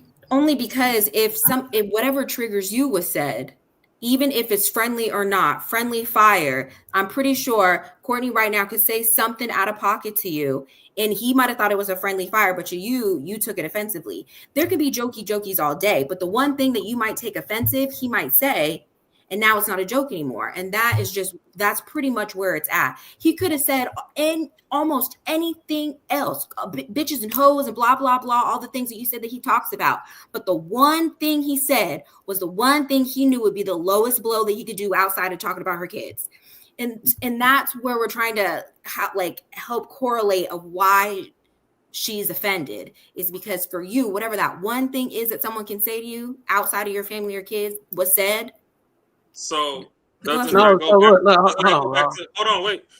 go back to Macaroni's point though, where it's like, okay, at day's end, just stay out of the conversation to begin with, and we don't have to worry about all that? No, that's not what I was saying, bro. What I'm saying is you trying to take his words and swap. What I'm saying is, I ain't really trying to take it and swap it, but I'm just saying, ahead, Tony. If you're talking about the emotions and y'all gonna get emotional, then just stay out of you're supposed to go along with that, bro. So the whole thing about it is, I get what you're saying, Ash. I get what you're saying, Ash. But what I'm saying, that the environment, right? You're talking about if me and Courtney just on here talking, and I may say something that offend him. We're talking about when we're talking about sports. Men level of feeling offended is real low. Like it's not. We can talk shit all day, and we probably even get stronger after the situation because we was able to just talk all that shit. And I said, then that's what I'm saying. It's a difference between men and women when we have these conversations in these environments. That's what I'm saying. Now, yeah, outside of sports. Like I said, the analogy I said, outside of sports, if I'm in the street and somebody call me a bitch ass dick, it's gonna be an issue. But if we talking about sports, I'm like, bitch, you don't know what you talking about. When the last time you played shit? And I'm like, bitch, fuck you. What? How many points you scored when you was playing? Oh, you was on a bitch ass nigga. You know what I'm saying? Like it'll go back and forth, and it won't get to a situation where it's at right now with her, because now it always go back to the feelings. When like a lot of women are in male dominated spaces. But then it's still also men don't go like a personal low blow, like something that's physically wrong with you. Like, and I think that's where y'all take it. I think that'd be something that'll be offensive to us. And now it's, oh bro, now you stepping over the line. But motherfuckers just say general shit, and it's not like some specific thing. It ain't like it ain't not like, yo, man, hey, I fucked your ex-girlfriend. She told me you got a little different shit. Like, I mean, no crazy shit like that. It ain't like that. Yeah, and then, it ain't that person. And then in the men, that kitchen statement, she would have got way more. Let me be careful. I think she have got a lot of kudos if she would have fired back with even stronger shit. She dug up some shit like what's the show he was on? What's the name? The You or something like that. Yeah. She could have took something from that and fire back at him. You know what I'm saying? She would have got way more kudos, and then it would have been like, okay, she the real deal. She actually do understand it. But now what's going on? A lot of dudes like, see, when you got women in there, they're gonna go back to how they feel and this, that, and the third. When you hear the video, she gonna go through all her accolades to prove to us how she is able to have the conversation. And don't forget, she gonna add in that she a black woman. And she gonna add in she a black woman, you know, this, that, and the third, and blah, blah, blah. It's like, so the fuck what, bro? Are we gonna go back and forth on this shit or not? Why we gotta sit here and talk about how you feel about stuff? Yeah. Yep. I don't know why things always do that. That's so weird. I don't know why I keep doing that. It's so stupid. Any final thoughts? Final thought. F your feelings. At the same time, he did do a low blow, but I think, like I said, if she would have came back stronger with a better response, I think it would have been dope. That's fair. Shit, if you got your credentials, let your credentials speak for themselves. You ain't always got to fucking freestyle your whole Elder Scroll of whatever the hell you got under your belt. Like, if it speak, let it speak. And I got 15 degrees. I got 17 certifications. Like, all that shit don't matter. If you gonna jump in the ring and be a gladiator, be prepared to fight. Ain't no timeouts in the ring. So, right. You know, I'm with Mac. Fuck your feelings. Damn. Well, make sure y'all like, comment, subscribe for the algorithm, and make sure y'all hit that bell notification. So let's get to this main topic of tonight. This one I think is pretty recent. I think maybe the last 24, 48 hours that this been going on. So PJ Washington, who is an NBA star for the Dallas Mavericks, and Miss Britney Renner, you know, Thigh Pocket 101. So there's this video that just went Thigh Pocket. just saying. Oh, we gotta clip that. Thigh Pocket. I got you. We're gonna clip that first. So she so her NBA superstar boyfriend, or baby daddy at this point, not even boyfriend, baby daddy. They had an exchange about their kid, and so I haven't seen the video yet. I wanted to wait until the actual live so we can view it in real time. So I'm gonna play it and then we'll give our thoughts on it. All right. But I don't know what the hell. There we go. Talk to him. Okay,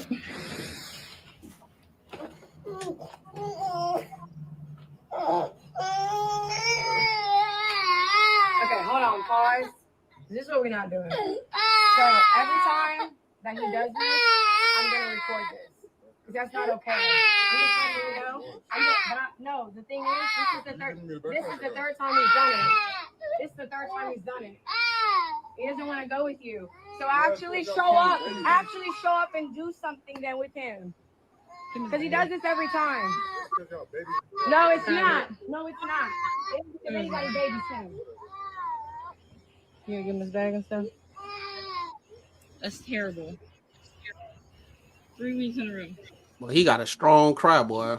That boy sound like the Hulk.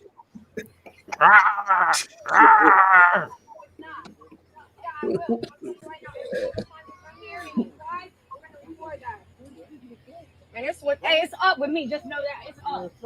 It's up. What'd you say? What'd you say? I didn't stutter. I didn't hear you say it again. Suck my dick. If you had one, maybe I would. Pussy ass bitch. Pussy ass. What the fuck you looking at? Get your bitch ass out my driveway, ho. Fuck you. You don't pay for shit either. $170,000 to your hoe, but $11,000 in your son's bank account. $11,000 in your son's bank account, but $170 to that bitch. Get out of your car. They're both about the same. Ooh. Definitely like a type of woman. In the words of my great Uncle Ruckus, well, look at all the niggas. Right, because look at all the niggas. Where's Brittany's hijab? Isn't she Muslim now? She done with that. She done with that. Yeah, she got divorced. No, I just saw her on was she on Basketball Wives? Yeah, she's divorced now. She's not doing it anymore. Yeah, I think she was only a mother so for like. It was cosplay. She was cosplay. It was because she married what's his name, that rapper, and because she wanted that type of woman. Girl is lost. And he was showing himself going to mosque and all. Yeah. You know what it is. But that's besides the point. Hold on. I got a joke. You know what it is? The last stage of hoes is religion. She ain't even. Okay. Anyway, we're not going to do that. True. It's true. Like, I just feel like this entire video is problematic. Right.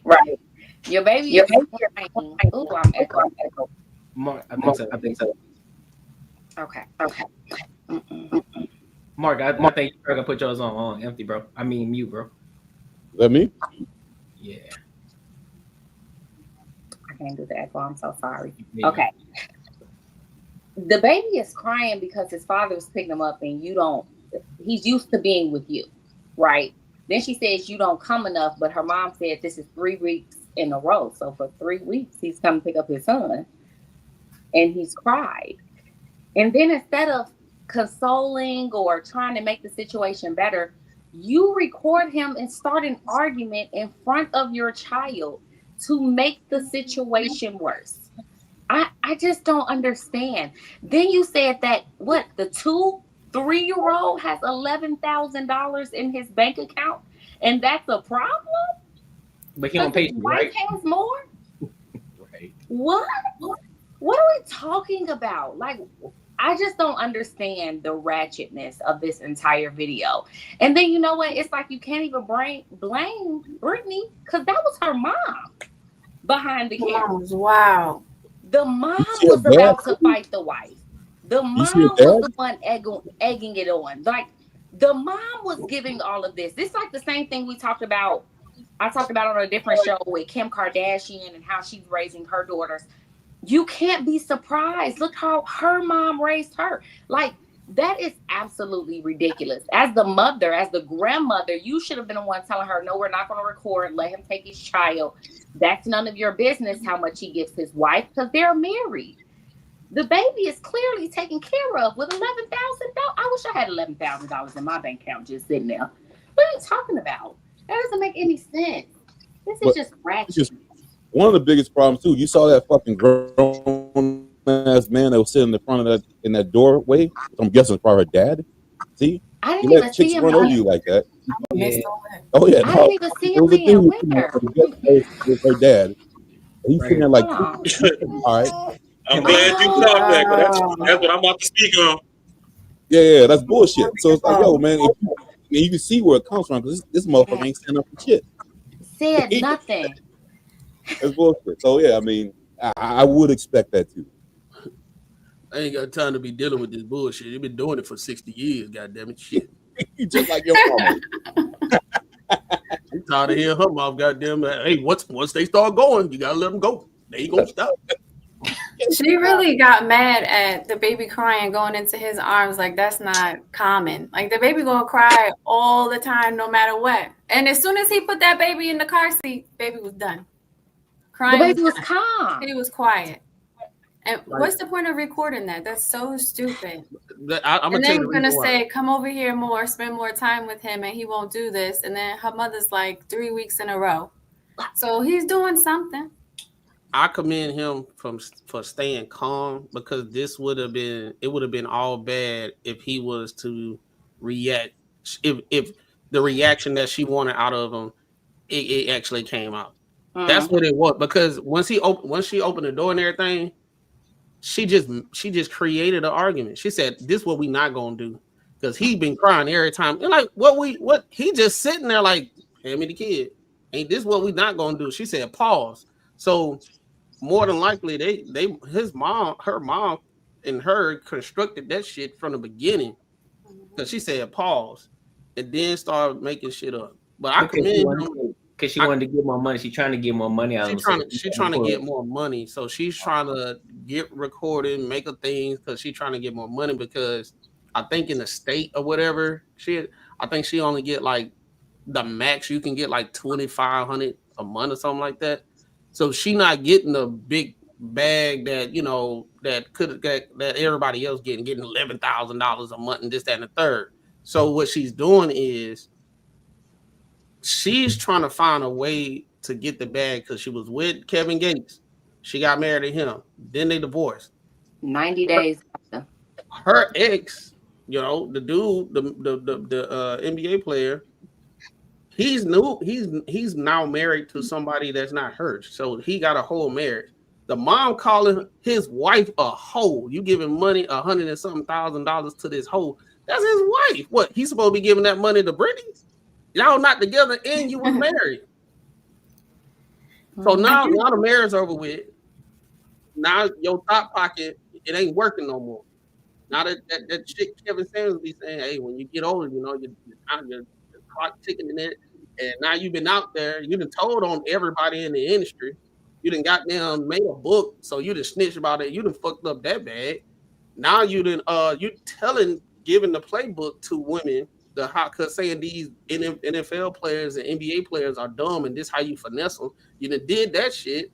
Now you at the other side of your age, your life, and the only thing you got to show for it is Kevin Gates and her job that you don't even do no more, and you can't even thought pocket because you can't keep your goddamn mouth shut. Can I just play a little devil's advocate? Here we go. Yeah. Look, okay, I am gonna agree. I'm gonna agree that this was unacceptable. Like in front of the baby, absolutely not. Because she could have had that. She could have said, "Put the baby in the car and then let's talk."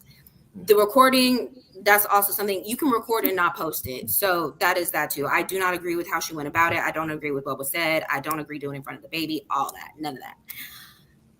My devil's advocate side is I've watched Brittany from beginning to now. Like I'm very aware of how she's functioned the entire way through, who with, without, and all that stuff. So the bag is not the problem. Brittany has no issues with money. So I just want to remove that. And as we're just thinking about outside of Brittany as a woman and a man, if there is already tension happening and little things that are happening, and we already know that they got the little issues or whatever sometimes, I can see why, minus the camera, why like she's like a little rar to him, not in front of the baby, I disagree with that, of being like, if it's only been 3 weeks that this has happened, but you haven't been around for X amount of time, and every time I give you your baby, he's crying. Babies cry all the time, so I don't know about that either. But outside of it being recorded and blasted on the internet, I can see her frustration in what she's saying. Do I agree with how she went about it? No. Do I agree with some of the things that were said? No. He was calm, which is cool. I don't agree with her mom at all.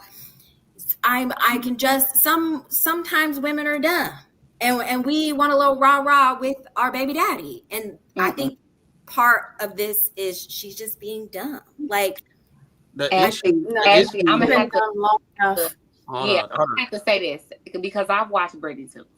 And I remember when Brittany was in the car after she had that baby, because he kicked her out and she ain't had nowhere to go, and she ain't had no money coming in, because she released that book or whatever. Things weren't popping off the way she wanted it to. Brittany ain't got the money that she wants, which is why she thought having that baby was going to get her the money that she wanted. As we are watching, he's picking Brittany's baby up from her mom's house. So it doesn't even seem like, or at least everybody lives together. I don't know. I don't want to assume. So I'm not gonna say I agree with the part that she doesn't need extra money. They wouldn't have even brought up that one statement of the baby having 11,000 and him giving 200,000 or whatever to his wife if money wasn't the problem. Because the baby crying because he picked him up, who cares? Talking about we're not gonna do this. Who you talking to? The baby? Because he's not doing anything. but doing his obligation. So I feel like this is a flex for money. She wants extra things from him. She feels entitled because she had a baby by him, but she put herself in this situation. She made this bed. Now, unfortunately, she has to lay in it, and she doesn't like it. You know, but such is life. You got to be accountable for your actions. That part is very true. I can definitely agree. And you are right about, you know, it wouldn't have been brought up if it wasn't the issue. And I don't know if I can really, I'm not in her or their tax bracket to discuss about the 11 grand, so I don't know. But I just feel like if she has access to an account that he has $11,000 in there for his baby, that doesn't mean he doesn't have other money in his other accounts for his child. His baby. So her comparing that makes no sense, because if he's got all this money, he can spend it on her, and he knows he has a child and he's showing up for his kid and taking care of his kid. Just because you can't see the money that's put away, just because you don't see the insurance and whatever else is in his name or the trust or whatever that's being built, that has nothing to do with that $11,000. So she needs to just mind her business and grind and set her son up the way that she needs to set her son up, and he'll be doubly good. Mm-hmm. Yeah, she just bitter, bro. She just bitter because he's married, happily married, doing his thing, got a family, got the house, got the money, got the career, and all that type of stuff. She did everything that she wanted to do, and her life choices precedes her of where she currently at right now. And that's why she's pissed off, because shit ain't going how she wanted to go.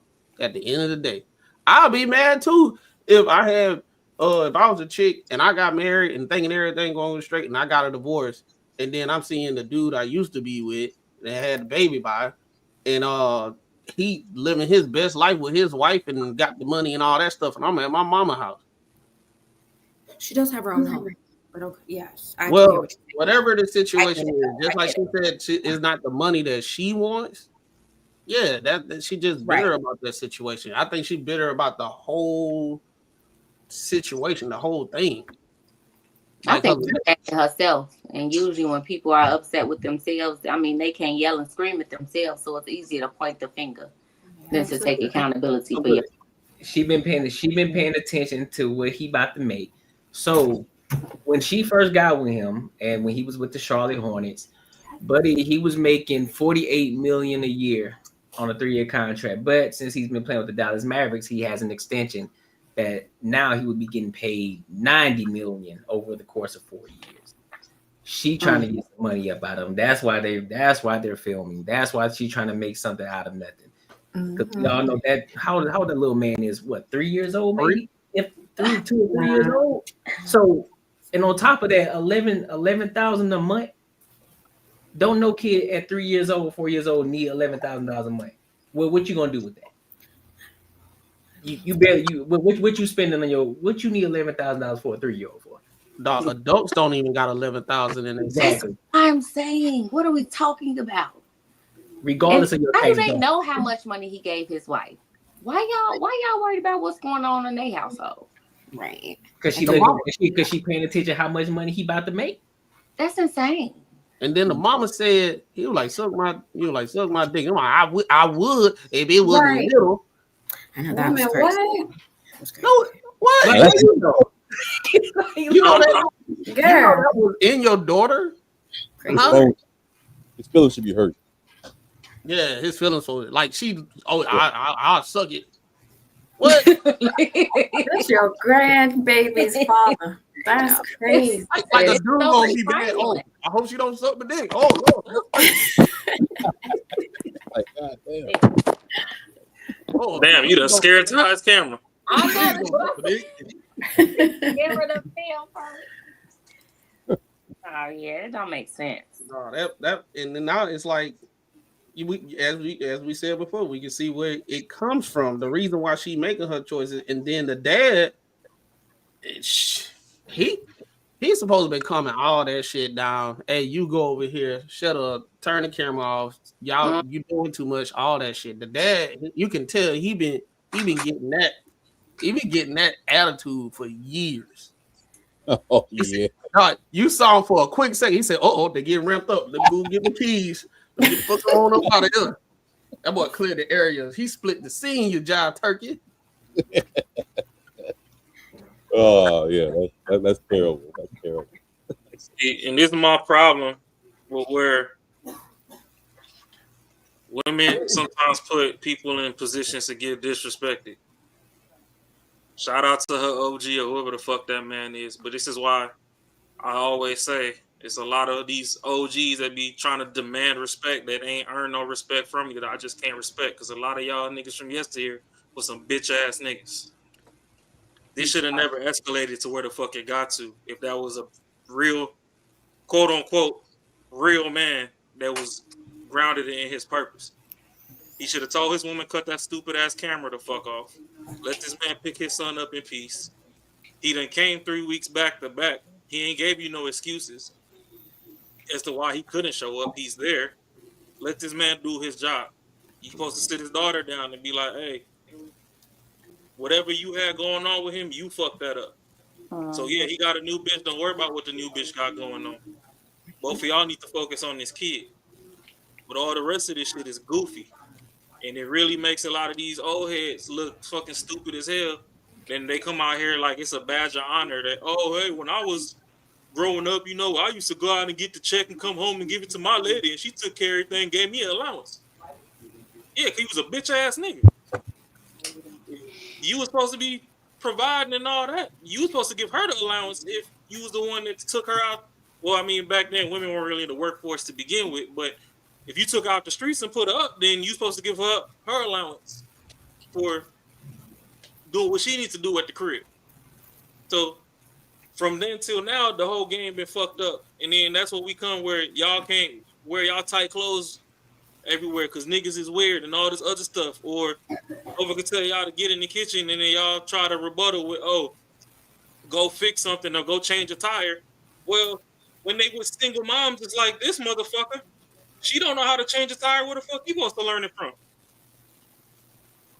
The dude over here disrespecting grandma in front of grandpa, he ain't even step in on that. He said, suck my dick. And she pretty much said it. All I heard was if you drop the bag, I will. Because you can't tell him that if you have one. Well, clearly he done fucked his daughter from the fucking floorboard to the ceiling and had a kid out the bitch. So clearly he got something. I would have been so embarrassed, bro. I'm saying it is crazy. That's crazy work. That could have been between you and the courts, not the world. I was like, my wife of 60 years said she would suck my daughter's baby daddy dick if he had one. Ain't that this shit stupid as fuck? It doesn't look good. You can't even send that to the court, and now they know about it. So I don't know. It's weird. I hope people ain't backing her up in the comments either. That's crazy if they do. They are. She got a whole bunch of rap. That's not like a job. That's what I would say. Nah, they actually not agreeing with it. Some of them saying that Britney Renner needs some healing. They're saying that that she the problem. She is. Here. She is right here. Yeah. She is That's clear for everybody. Not even right here, Ashley. She is the problem. She is the staple for what is wrong in the Black community with Black young women. She is the issue. Like she is. This is why we be having all these conversations about women and men and relationships and what's wrong. Because women like her, she is the problem. She is. And she might be a great person. You know, personality wise, whatever. Her actions are the problem. Her actions, I can agree that definitely. We all talking about money. He just gave her the blueprint, suck some dick. When that nigga head tilted back, he looking at the ceiling fan and be like, hey, you know, I need like 3 G's, right? He might break you off 1,200. It was more than the zero you came with. All this extra shit, if the courts, they still got guidelines they gotta follow. So you might do all this shit and go to court and they're like, oh yeah, well, you were the aggressor. So we actually finna reduce the child support. That's the part. You know what I mean? So or all this shit dumb. You can't get any more. You get enough child support. Yeah. So this one didn't look good at all. Well, it seems to me you got $11,000 in his savings account. So what you doing with that money? Right. Well, you ain't gonna get nothing else because that goddamn video already showed it. You already told on your goddamn stuff. So that's over. You got to keeping that in an account for him, you know, for when he like goes to college and things like that. I'm hoping. Look, part of me is like, I fucks with her, and the other part of me is like, damn, girl, I be really trying for your ass, and here you are. She one of them ones. She one of them ones. You can't keep it too close. Yeah, I'm trying for her some because shit she up. ain't nowhere taking up for Ashley. Okay, Which is very true, but don't try for her. Damn it, girl. Herself. She's so worried about him. You got married to a dude that said dick all in your stomach. You got a whole song. He's the booty dude. Yeah, he be eating that booty. Yeah, exactly. You got married. Well, first of all, was the marriage? It was. Was it because I thought I saw something when he was still married to the first girl? Yeah, it was, but she divorced him after that whole situation. So he divorced him. So she divorced him a while ago. And then No, he it got was married to Britney Renner. It was after Britney Renner. But So then was it just like religious marriage? So then it was a religious marriage. It wasn't legal. He wasn't legally married to her. I think that mess. I think she was legal. I mean, it was legal to marry. They couldn't have been legally married. He was still married to the first woman. Yeah, I don't know. Yeah, but religious court, whatever, marriage is marriage. I think the main one left because he's like, why did you bring some goofy bitch? Huh? Not according to the law. If something had happened to him while he was spiritually married to Brittany, I'm saying if something had happened to him while he was still spiritually married to Brittany, they would have called his wife, the one that's on paperwork, the one he's actually married to, not the one you did the little woo-hoo with. Now you married and then they want married almost 6 months later or 90 days later or something, which also puts someone like, how real was that? Like, how you get married and now you're not married no more after 90 days? I mean, for me, personally, I don't give a damn about all the semantics. See, you don't care about certain religions allow you. We need detail. Well, no, if the courts want to make profits off fucking unions, and let them make their fucking profits or whatever. But if the religion say that you can do this and he was operating within this religion, that's cool. I think the main shorty left because even though the religion says you can have XYZ multiples, that don't mean you put a goofy bitch on the team. That's disrespectful to your main bitch. It is. So if that's you not gonna even be out how there trying to rally 5-6 bitches together, make sure your 5-6 bitches got some sense. If they not a puzzle piece that fits into the larger picture, the bitch shouldn't be around. That's why side bitches were invented. But Brittany is a retired ass side bitch, and modern day side bitches don't know how to keep their mouth closed, and they don't know how to open them for a fucking check. So now you over here begging for some money from your own baby daddy. No, she threw all her cards out. Because you ain't sucking the dick when you're supposed to, and when you're not supposed to, you snitching. If he wanted to be in a polygamous relationship, honestly, the best ones work when the women bring in the other women, because you got to make sure all the women get along and that they actually cool with each other for it to even work. So you got a whole bunch of women that don't like each other, that's gonna be, hell for you. Ain't no peace in that house, just problems and synchronized periods. I don't understand why y'all like it. I don't necessarily think that it depends on whether the women bring them in or not. Say it again, Raw. I said I get what you're saying with the women bringing them in, but I don't think it matters who brings them in. Women, no, it doesn't. It doesn't really, because the dude can go somewhere and still find the shorty that's worth a damn too. The thing is, there's a lot of blind spots that men might overlook that y'all look into. So the thing is, too, just because you go pick a bitch don't mean that he fucking get along with the shorty. But it's a matter of logical when they move like that. Like if let's say if I went out to look for a sister wife, right, with my man, the person I'm looking for and acknowledging, I'm hitting all of the cues. How you were saying that men might miss the blind spots, women aren't missing the blind spots. They know exactly how their man moves, exactly what he needs, what they need, what the kids need, all that. They're looking into everything. While you, not you specifically, they might be looking into, like she's kind and the sex is good and she got a pretty face. Kind. She might be along with kids. She look good and her body look nice. They go booty. I think it'd be a good addition to the household. you know, and she can cook and clean. And she like to cook. Mm-hmm. And that's it. So women, when they do it, they're looking at everything. Like they're not she looking with their attractive. penis. She cool. We get along. She like kids. You know, it's a whole business. I used to watch Sister Wives. Me too. I knew where you were going. I was like, and I see exactly how they failed. I commend them for that. I could not. I don't have it. Nah, I just be seeing all this shit on TikTok, and I'm like, a lot of these fucking joints be looking busted and disgusted. They do. You might run through like 40 couples, and only 3 of them look worth for them. No, seriously, they do. But you know, I think when it comes to marriage, it gets different. I think more people need to talk about it in relationships, though. I think a lot of more people are non-monogamous, even women, and it's not being like put out as much because there are a lot of very attractive men and women that would be open to that, but because either we're not telling the truth or because most women aren't like that and things like that, I think we're missing it because it's not a majority. I hope I'm making sense when I say that. No, I mean that's cool and all. It's just society. The Western world is more.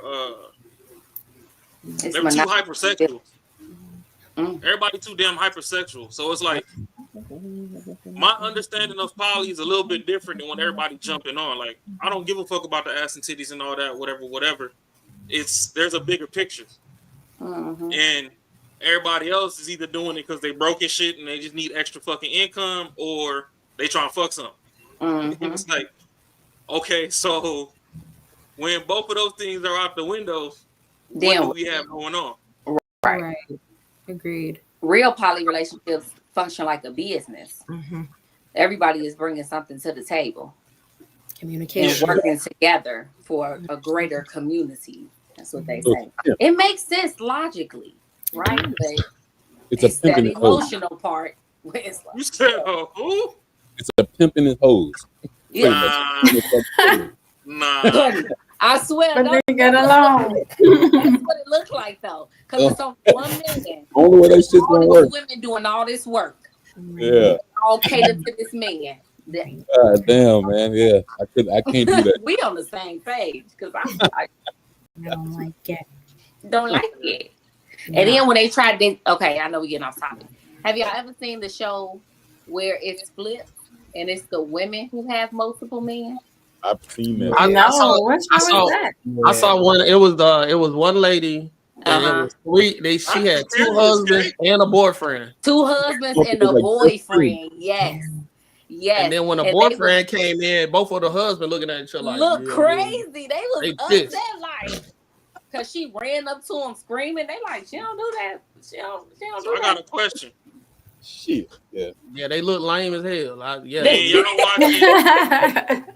Y'all watching a woman with multiple men. That ain't weird to y'all? That's weird as fuck. I think everybody that right. I think everybody that was watching it, they found it weird because like it looked uncomfortable to even watch. It's like you watching consistent. Like she cool, she good, right? She good. She living her best life. The dudes, it was already like, okay, this is weird, but it's us, right? And then the boyfriend came, so it just fucked up the whole mood. Like, like lack of communication. Yeah. Like, did they know about him, girl? Because why are they looking like that? But you know what? It's this Instagram family where it's a woman, it's her husband that she's been with for forever. I think they got like 5, 6 kids and her boyfriend. And her boyfriend is young, a younger man.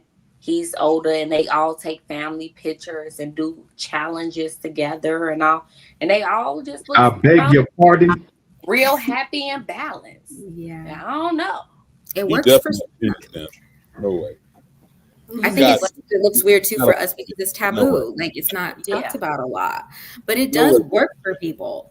And the men, just because there's so many that go wrong. But for the ones that it works for, sure. But I can I can appreciate for the other side too. If that's what they're wanting, you know. But does it really work? Because the original Sister Wives man, that white man, who started as the Mormon, he had the house where everybody walked door to door. You can go to each house. Now his world is turning upside down. First wife done left him. Second wife unhappy. That's third he wife brought in that different. last one and showed his whole ass. This is why we say women should find them, because he wasn't supposed to get another one, and then boop, here she is, and he's giving her all the things, and they're sitting over here like, you never did any of this for me, and still don't. And we've been complaining to you about all the things you need to fix, and you're gonna bring in another bitch? That's crazy work. Yeah, that's why it's all stupid. It's going against how a woman actually fucking works. Women are jealous. Like, how the fuck you gonna make that shit like? We actually work. Like, yeah, to me, it makes no goddamn sense. Like, she might say yes, but she gonna flip at one point. Sometimes she gonna fucking flip. So to me, it just makes no goddamn sense, bro. Like, I don't get it. Like, you can't go how they naturally are. And for y'all to understand how emotional women are, like we just had a conversation on how like you shouldn't bring women into men's spaces, you know, for certain reasons, because we're always so emotional. And that's true. Women are emotional.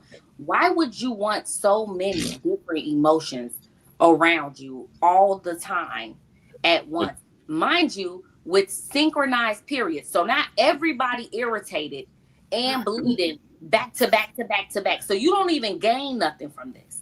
Y'all don't even understand. We like magnets. Soon as women are around each other, one bleed, the next one, the next one, the next one. And we all got an issue.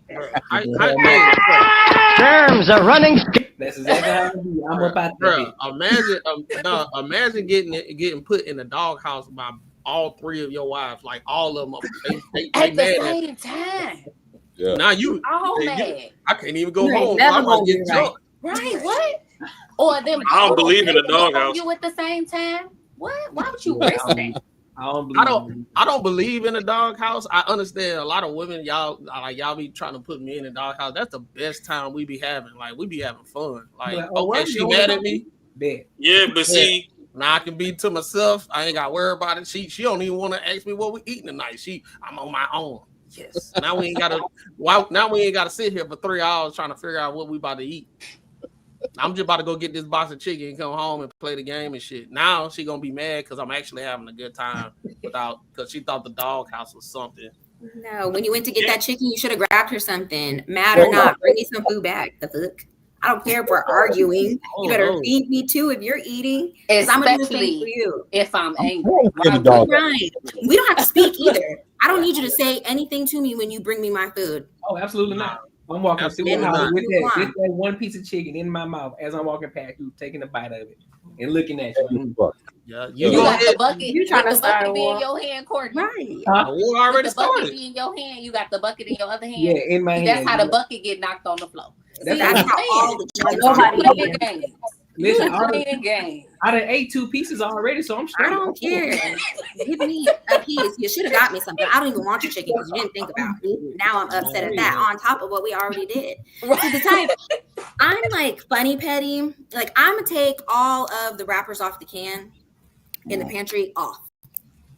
Like, the type of stuff that I would do, just some silly, stupid shit. Like, doing stuff like that will make me take them all off. Like, you ain't did nothing but create work for yourself. I'm just finna go Uber for me, I am not a cooker. No, I created work for my man. I'm gonna show him. He ain't gonna know what the hell he opening. And then I'm sitting out eating Uber Eats and shit. I ain't even went in the pantry. Or all your shoelaces are missing. Look, you can have a petty girl, you know, maybe you like to work out, you drink your little protein shake or, you know, your muscle milk, and that then got replaced with salt or sugar.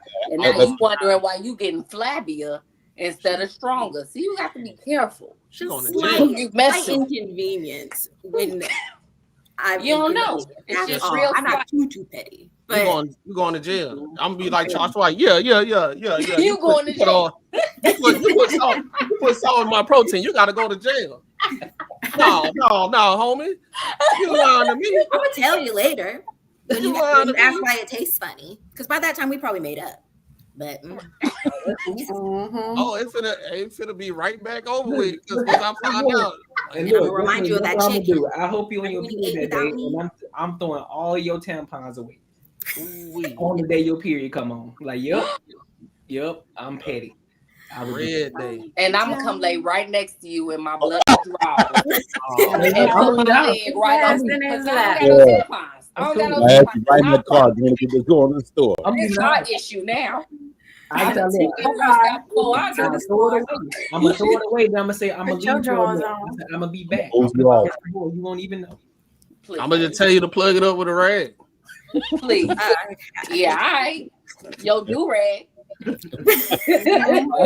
red one you like to wear. All shoelaces gone. Oh, that's crazy. That's nasty. That's literally nasty work. Bro, why my do-rag smell like iron, bro? This shit crazy. Leave a line of redness around you. You know how you be smelling your hair? You be, what the hell wrong? I keep smelling that whiff or something, bro. What the I keep smelling like I know that smell from somewhere. I know that smell from somewhere. This is insane. Y'all are crazy. We're just on a slight, just a little. We're not. Just don't do it. You know, like just feed your girls, please. All I'm gonna say is, real niggas don't go in the doghouse, so y'all have fun with that. The people that go to the doghouse was in that video holding the door. That's who go in the doghouse route.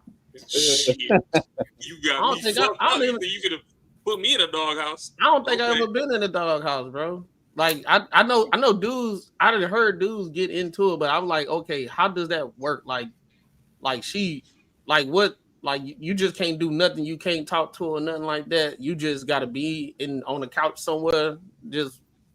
And you still can't have fun because if you get on the game, you know she's gonna be mad. So you just probably sitting there or some shit.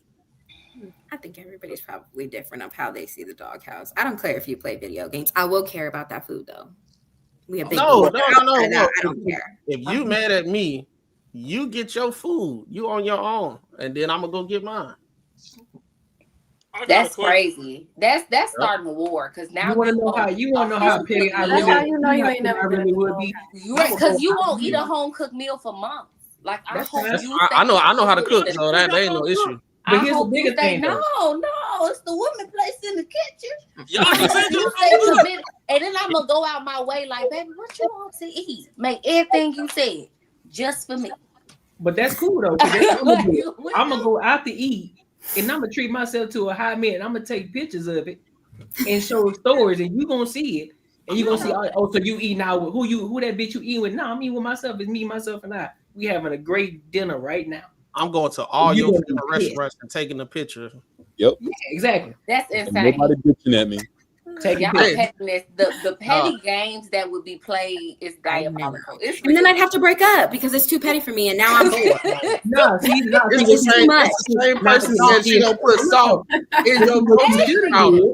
What you could have did, you could have took advantage of it. You could take advantage of that. And you can put it on social media. You can make money off of it for being petty. See what I'm saying? Look, you just missed the opportunity. All you gotta do is get a girl chicken. You missed the opportunity. Right. You can be just petty. You could have went, took the pictures, all that, got a to-go meal, and brought me the food back, and don't even need to speak to me. But what happened? Nah, when I get back to the house, I'm going on the toilet to get all that out because I done already ate. That's what I'm doing. That's the only thing I'm bringing back. Yeah. That's insane. You better be apologizing to y'all's girls because I'm mad at my guy and he brings food home and don't feed me. Insane. That's insane. That part. That's more what I'm associating it to. It's like, for what? I'm associating it to the petty level of you going out to get food and then don't get her any. Like that is not nice. That's what I'm correlating it to. I don't know. You mad at me and I still gotta give you some shit? Nah, fuck this. I got a question. Yeah, you still want to be with me though. You still love her. Right. You know off the wall. So you mad at me though? Why I got that don't work that. Both of y'all are probably mad at each other. It's no problem. You can have the biscuits in there. That's what's left.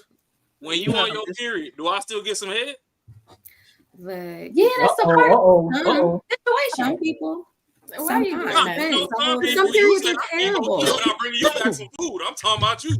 If your whole body, some women have terrible periods, and so I don't want to condone on either of that one because some people really be hurting, and to then be that way and be like, but you gonna give me some head, I'd punch you in the face. I don't condone violence. I wouldn't, but that's what I would think. So if you need me to be the big spoon and hold the heating pad on your stomach, I got you. But we know how to take care of you when we with you and you going through there. If you got a bad one, we know when the heavy flow is there or whatever. That's what communication is about.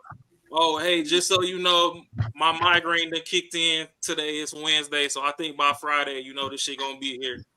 All right, motherfucker, know that. All right, well, shit. If I get cussed out Thursday night, then it's heavy flow in the morning. So yeah, I know when I go get some food to bring you some back or whatever. That's there. So I'm just trying to see because y'all done went through all sorts of petty shit. I'm really not petty. I just think it. I don't act on it. These was just hypotheticals. Right. Hypothetical situation. I'm crazy. I used to inside, be just not petty. I'm not that petty anymore. I don't believe it. I'm not either. I'm grown. I don't believe it. Just like, when she said with the whole poly thing, if all the periods sync up, okay, if y'all all in sync, is somebody coming up off some throat? No, that's the plan. That's a fair point. I mean, is y'all gonna rock you me? got both. Whose turn it is? It's like a week. That's you fine. be tagging people in like Missy, it's your turn, girl. There you go. See, today. I would love that part. I would love to tag someone in sometime. Like, girl, I don't got it today. Get it done. Handle it. That's crazy. That's crazy. That's that really be the only time when women be cool with men having other women. It's because they no longer want to do that type of stuff with you. But that means they don't really like you, though, right? Huh? That means they don't really like you that way. They're not really in love with you. They're like, no, they can still be in love with you. You got to understand, certain women go through ups and downs of wanting to have sex. They go through like certain seasons. So at certain ages, women might not want to, right? Their body not working the same. They don't have the same urges. It's really like premenopausal, right? Like once you start that little train in there, they not always trying to do that. So other women be like, cool, you want to go out and have sex? People go ahead. Just come back home. I have you something to eat. I still love you. Love ain't changed. Love is action. Okay, I'm cooking for you. I'm here for you. You need me. I got you. I just can't bust it open for you because I don't feel like it. I'm tired. Y'all better not believe what she's talking about right now. Don't believe that shit. Why you don't want to believe me? I know. Not all of them. Girls, the nerve of you to be talking and we can't see your face. I don't know. Because my camera messed up. She dropped a heavy bar when she said love is action. So I don't know. I'm gonna have to rock with her on this. It won't be no way a girl will tell you, yo, go fuck someone else. I'm cool with you. Why don't you come home? Man, she don't like you no more. You might as well fucking go home, bro. She might not like you. It's times when I feel like people got that mixed up too. And we talked about it on a separate show. You can be with someone and love them and not like them.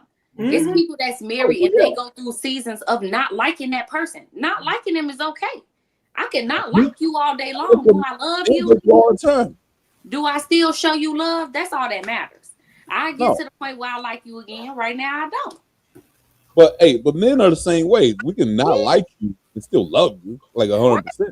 But I ain't gonna let no other dude fucking smash you. I mean, that ain't gonna happen. Like it ain't. That's the difference between men and women. We ain't the same, bro. Like men and women ain't the same. That's the difference. That's why I've been telling y'all to be honest to women. But y'all are like, no, can't do that. All day, I'd rather cheat. I would cheat if it happened. I'd rather do that. You'd rather cheat than leave? I'd rather cheat than be honest. 100%. You would rather cheat than be honest?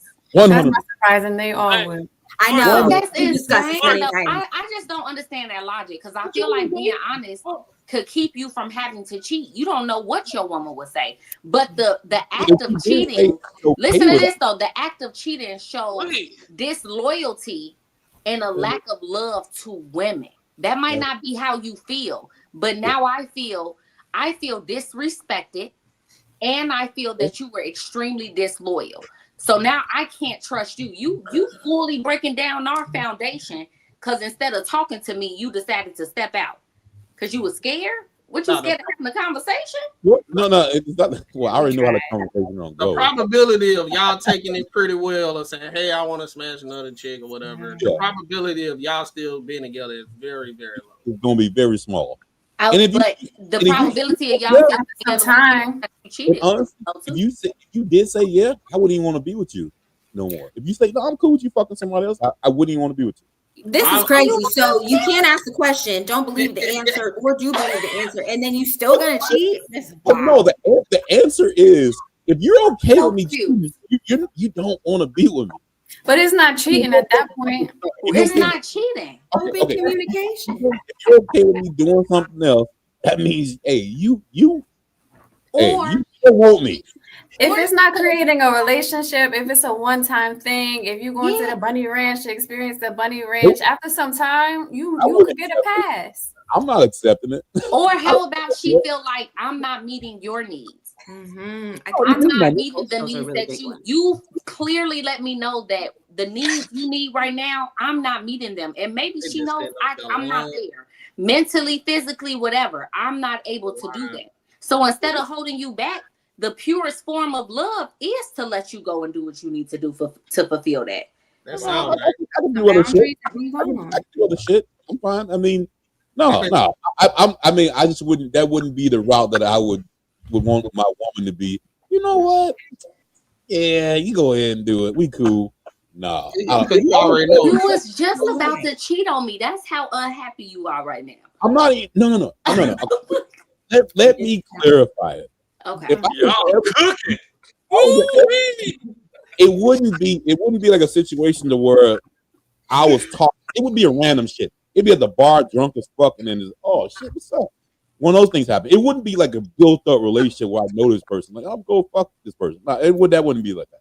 But it would be some random shit just happened. That don't feel risky to you? You know? So you slipped, and she fell on your dick. That's what you're saying. You drink now. No. None of that period. She even popped into your head once. You don't really like her, and you should leave her. No, that's not it. That's exactly what happened. She fell on it, and I ain't had nothing to do with it. The thing I'm really talking about will probably never happen. But I'm just gonna say, like, if it was to happen, it would be that kind of way. It wouldn't be the way. It wouldn't be premeditated. It wouldn't be, I'm building a relationship with someone else, and I'm just gonna go out. It happened. That's different.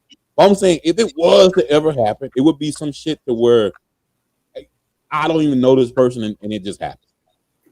So it wouldn't be a situation. I feel like this is getting worse the more you try to explain it. Because before I thought we were on the same page here. Things are not going right in the relationship. You're not getting your needs met, and you go out and smash a random girl. Cool.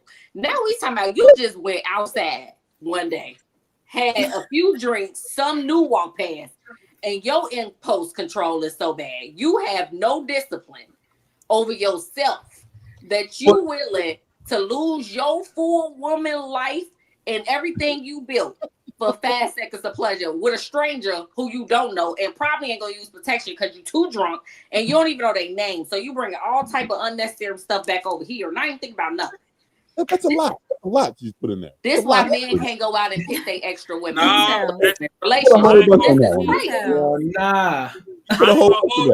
That's what it sounded like over here too, like a random. The thing is, I understand what could happen, which I probably won't let it happen.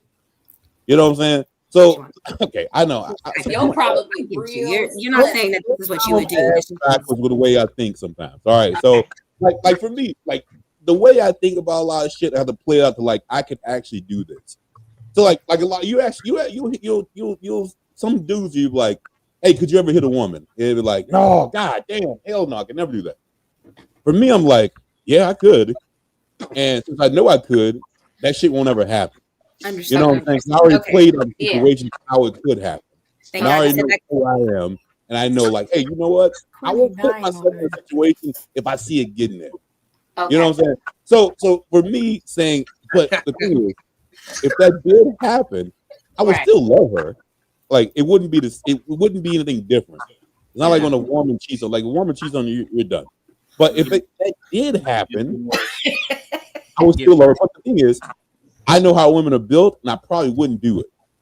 Okay, so I'm just if a woman do it though, then it's like no. She could have just been out one day Drunk, drinking, random, good, walk past, gave a few compliments. Next thing you know, right by boom, it don't mean nothing. No, it was just this one time. If it don't mean nothing. Oh, how about she cheated? So her whole intention is for you not to find out, just like you was cheating. And your whole intention was for them not to find out. So what you don't know won't hurt you, right? That's how men live. Whatever you don't know won't hurt you. Some other dude got your wife legs in the air, bro. That's totally different, man. That'd be fucked up. Yeah, that's totally different. Another man dominated your wife like he's inserted. Okay, hold on. What if he didn't insert? Y'all always use that. Y'all always use. What's that? What if he didn't insert? What if she was got a little head? That's it. Oh no, absolutely not. What? He didn't insert. He didn't insert me. He didn't do licks. Oh, absolutely. Got me off. I was on about my business. He didn't even see me from. He didn't even see nothing from the waist up. We was only waist down type situation. And maybe I didn't even have to take nothing off. He just hiked the skirt. Oh, so you just let him see the box and you let him. No, I just love that she's being able to play how crazy y'all sound, and y'all are mind blown. But when we hear because of as a man, hold on, though. and somebody just turned up and gave you a slob on the knob, and that was cool. But let me ask you a question: How easy is it for you to get it versus a man? It's extremely easy. Exactly. That's the point. It's extremely easy for y'all too. No, hold on. Because it's not easy or different. Hold on. Did we just have a conversation earlier? We just had a conversation earlier on some topics. We just had a conversation earlier. Okay. The point of this is this. What's the way that y'all get it? It's a lot easier, right? You can easily hit up any guy and tell him, "Hey, listen, I just need my box egg." Okay. But if a guy turns around and says it, what we getting? If a man just random dude, hey, look, man, I'm just trying to get my yeah, you going to jail. No. You're lying to me. Because it takes more effort for you to actually get your thing sucked or to have sex with somebody, which means you actually put the time, effort, and energy in to make the mistake that you supposedly made. No. Now it's a problem because it's easier for us. Shouldn't it just be, in that case, in your argument, shouldn't it be more forgivable for women doing it because it's so easy? No. Because all we gotta do is be like, because you are the one that's you're supposed to protect the box. That's what you're supposed to do. That's your protect them. You're supposed to. You're not supposed to protect the dick that's supposed to be made. You're supposed to take you're supposed to protect your chastity. It's not my chastity gone. I'm fucking on you. I'm right. That's the point. But that's the point. You only fucking on me. That's it. The same thing. You're supposed to only be fucking on the girl. Okay, so look. So hold up. But no. So hold up. So you're born with your value, right? You're born with You're born with it. So why is it different between a woman's body count versus a man's body count? Why is it a difference? Society. Only society. If it wasn't for society, there would never be the woman's value is built off of her purity. This is exactly why the woman's value is built off of her purity, whereas the man has to build his value throughout life. I understand that argument. My whole thing is somebody giving you head is not losing your purity, right? Because she can still be a virgin and she just getting licked up, right? All of it is tied. All of it is tied. All of it is tied. Do it be tied when y'all be like, all she did was give me head? Okay. It's still tied. It's still true how you look at you. But y'all separated though. It's cool when No. It's all the same. But it's the same argument though. Can I give you all the same? It's all the same. I'm saying is all of it is wrong.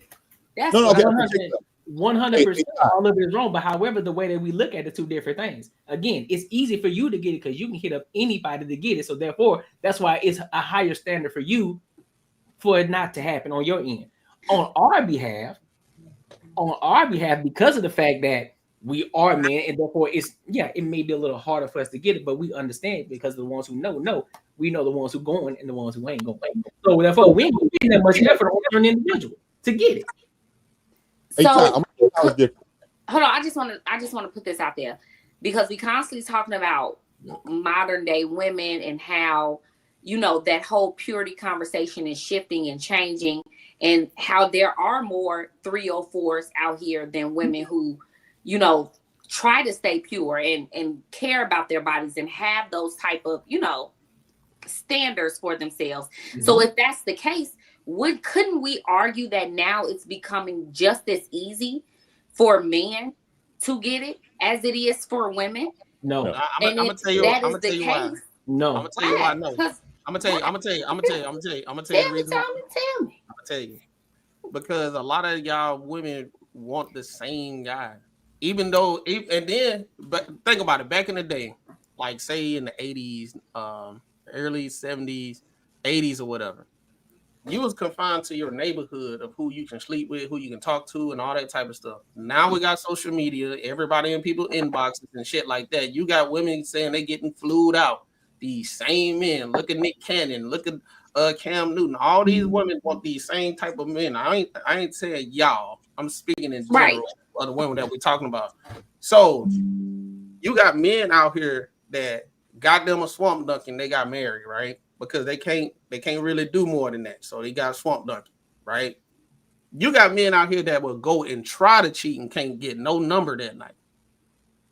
Now, you on the other hand, even the swamp donkey, right? That's married, and if she want to go out and cheat, she can say, "Hey, I'm sucking the fucking today. Who want it?" People gonna act like they ain't gonna raise their hand, but somebody gonna meet her in the goddamn bathroom and get slutted out, and that's what's gonna happen. If me as a man, and I probably look fairly okay, and I want to go cheat, and I say, hey, I want to fuck, and I want to do this and X, Y, and Z, it's not going to happen. I might go to jail. So that's the reason why it's not at the same rate. It ain't going to, just because you got more women that's promiscuous and they sexually liberating and everything, they still want to choose that person to give it up to. That's the reason why you got a lot of these dudes with a whole bunch of babies and shit, and they still getting pregnant, and they know they got 5 kids. He got 5 kids, and they still getting with him.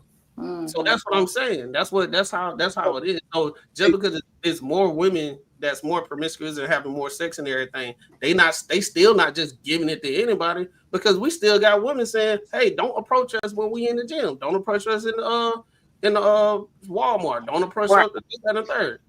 So but you would say that you would have to put in more work to cheat, right? You got to put in more work to cheat. So when Courtney is talking about more work, that means stuff you did over time to build yourself as like a certain type of guy, right? Okay. It takes more work. It's not exactly I'm going out here speaking game and this, that, and the third, and this, that, and all that stuff. Because a lot of times you'll probably be that guy that worked your whole life to be where you at, corporate America, this, that, and the third. And then all that work that you did, you'll have a woman that see that. She's blinded by all the other 50 dudes in the room. She sees you. And then she'll come to you, and it's at that point in time, it's easy for him to just go ahead and, she just so happens fall on it, and it happened. It's not his fault. I'm just playing. But right. but what he's saying is harder for us, because at the end of the day, if I got sagging pants and I got some all black Air Forces and I got a big old early 2000 polos on. You can't be a crackhead now. And I come to you and try to talk to you. Right? That's like black woman. It's over with. But if I got a nice button down, I got the little showing. I got my chest showing. I smell good. I got my chain. A bunch of people are gathered around me as I'm an interesting person and stuff like that. I had to build that to the point to even get a chance. But because, like I said, it's guys out here that want to go out and she's like, fuck it, my girl making me mad, this, that, third, she ain't giving no pussy. I'm gonna go get some. He ain't getting no number that night. Because he already been off the market for a while. He don't even know how to even approach and talk to a chick no more. You can pay for it. He can pay for it, but we're talking about when we out. We're not talking about paying for it, go get a prostitute. We're not talking about that. Anybody can do that. But the question we were talking about before was like that is equal, and I'm gonna tell you how it's fucking 110% not equal. Like just like he was saying, like swamp drunk. Like I can get drunk as fuck, and I could go home with some chick that in normal time I would never sleep with in my whole life, and I do. And the next day I'm gonna wake up and like, fuck. All right, cool. I'm keep pushing it. I'm good. My boys gonna call me, talk shit to me. Whatever, cool. But I ain't gonna think about that no more. A girl does it, that's when you start getting those allegations to where oh, he must have slipped me something. Because I would have never done that in my whole life. Like that person is someone I'm not attracted to. There's no way I would ever do that. And you know, and you start getting those situations where, oh, he took advantage or he did this. That's why I tell these motherfuckers when they say these big girls be the ones who like cop blocking. I'm like, nah, man, she just knows her. She knows like the next day she got to pick up the pieces and be like, oh yeah, he took advantage. No, bitch, you were drunk, but I'm not gonna tell you that because you're my friend. You know, like so that's bullshit. Like it's not the same with us. We can have sex and not give a fuck. Women, you have to like the dude. I've had million booty calls who would never fuck me again. You know what I'm saying? But me, shit, all day, I'm good. Let's go. You know what I mean? So like, they just tell you it's not the same. It's not the same. That statement kind of proves that that's not always true. I understand men like to say women have to have like that emotional connection, and for most women that should be there.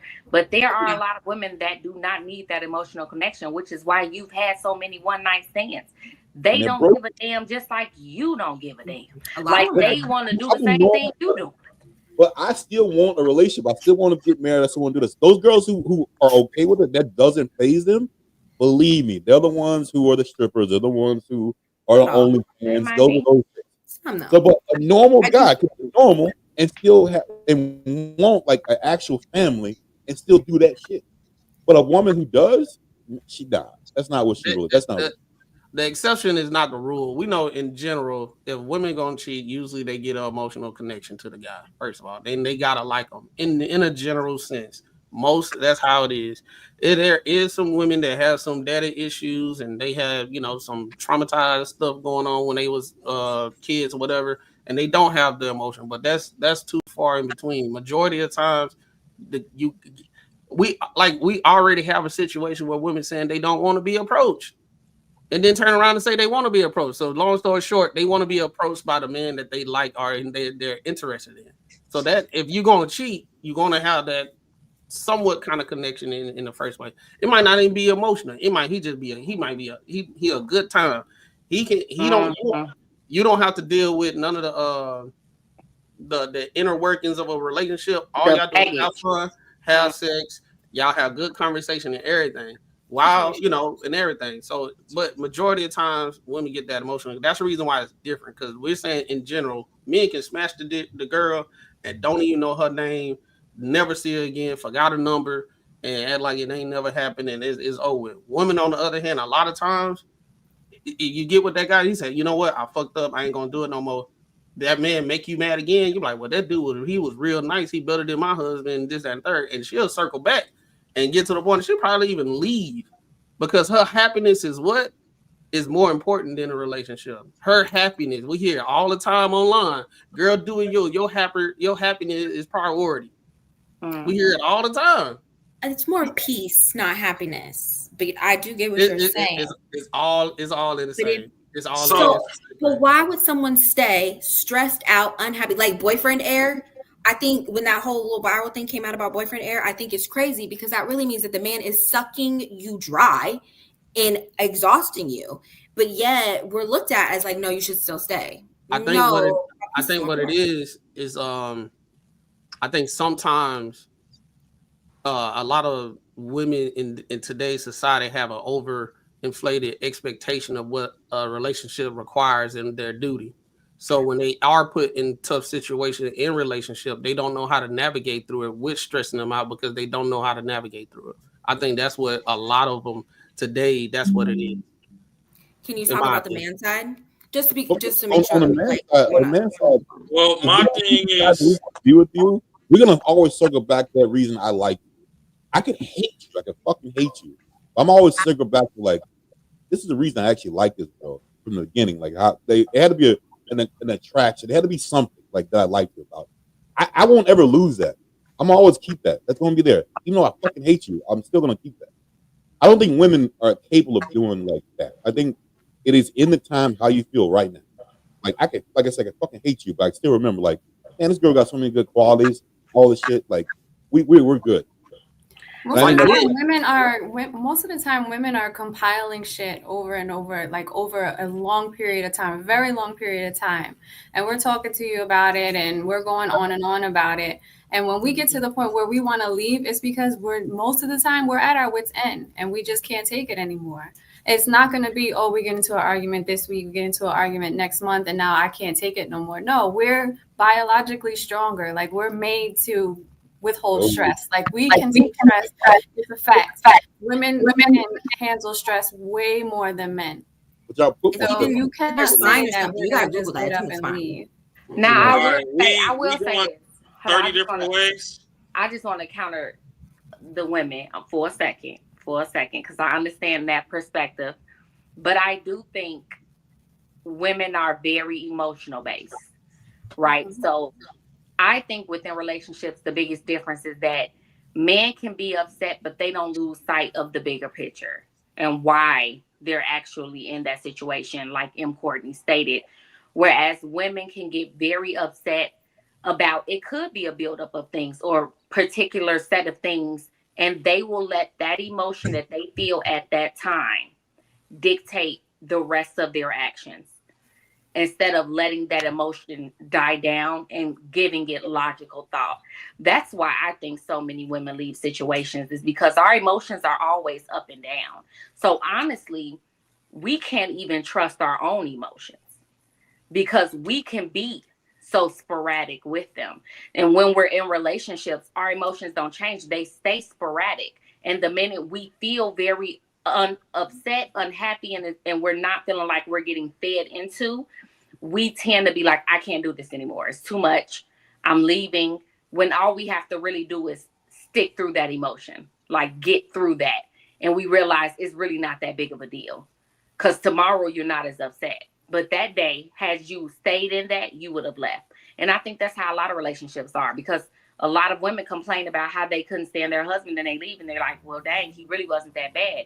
No, he wasn't. You were stuck in an emotional state and you made a decision based on that emotion. And a lot of women, they don't go seek counsel for people that have successful relationships. They do it based off. They just go based off what they think. And they go to therapy. And they go to their friends. And they go to their friends. Go to friends. Why don't y'all go to a therapist? I'm not coming at you. I'm just saying in general. No, that's what I'm saying. I'm agreeing with you. I'm saying a lot of times in these relationships, they seek within themselves as what they counsel and what their expectation is. If it's not being met, then this must not be the relationship for me. Instead of going to that counsel and say, hey, this is what's going on, blah, blah, blah. Well, me and your mom, we went through the same situation. And this is how we went. Okay, I go talk to somebody else that's married. And they say it. You talked about 5 people that's married or been married or whatever. And you see what's the most common thing within it. So maybe I'm off, right? Maybe I was off. I was about to make a decision just based off my own. But this is my first time being in a real deal marriage or relationship. This is new territory for me. So I need to go seek counsel to see how to navigate through it. A lot of people don't do it. They go to social media. They go to their friends. They go to all these these shows where they on the microphone and they asking the questions. If I'm in a relationship, and nice conversation. Yeah, they go to all these people that don't got the results they have to tell them how they need to navigate, and then they make a decision instead of going seeking counsel, going to therapy, going to couples therapy, going to people that's married, people that you know that's going to be. You need to sit with somebody that's going to say, you know what, I heard what you said. That was on you. You fucked up. Mm-hmm. You need to go to her and you need to apologize because you was off when you did X, Y, and Z. You don't need to go to the friend like, what she say? Man, fuck it, bro. Leave that bitch, dog. Fuck it. You know what I'm saying? You need somebody that seek counsel because they want to see you be great. And then they probably know your situation. They know the wife. They know the girlfriend. You're like, look, you about to make a mistake if you leave a dog.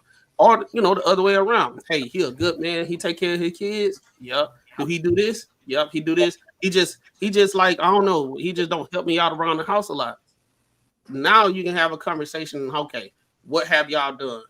Okay, y'all haven't did this. Try this. But everything I said, it requires work. And a lot of people don't want to do it. That's what a relationship is. It's like even my mom and dad today, they said they learning new things about themselves all the time, and they in their 60s. You know what I'm saying? and then they constantly going into new stages of life where both of them actually navigate through it and live as they climb. You got people they don't want to lift and climb. They just want to be there, and we here for the rest of our lives, and we happy. We got the car, this, that, and the third.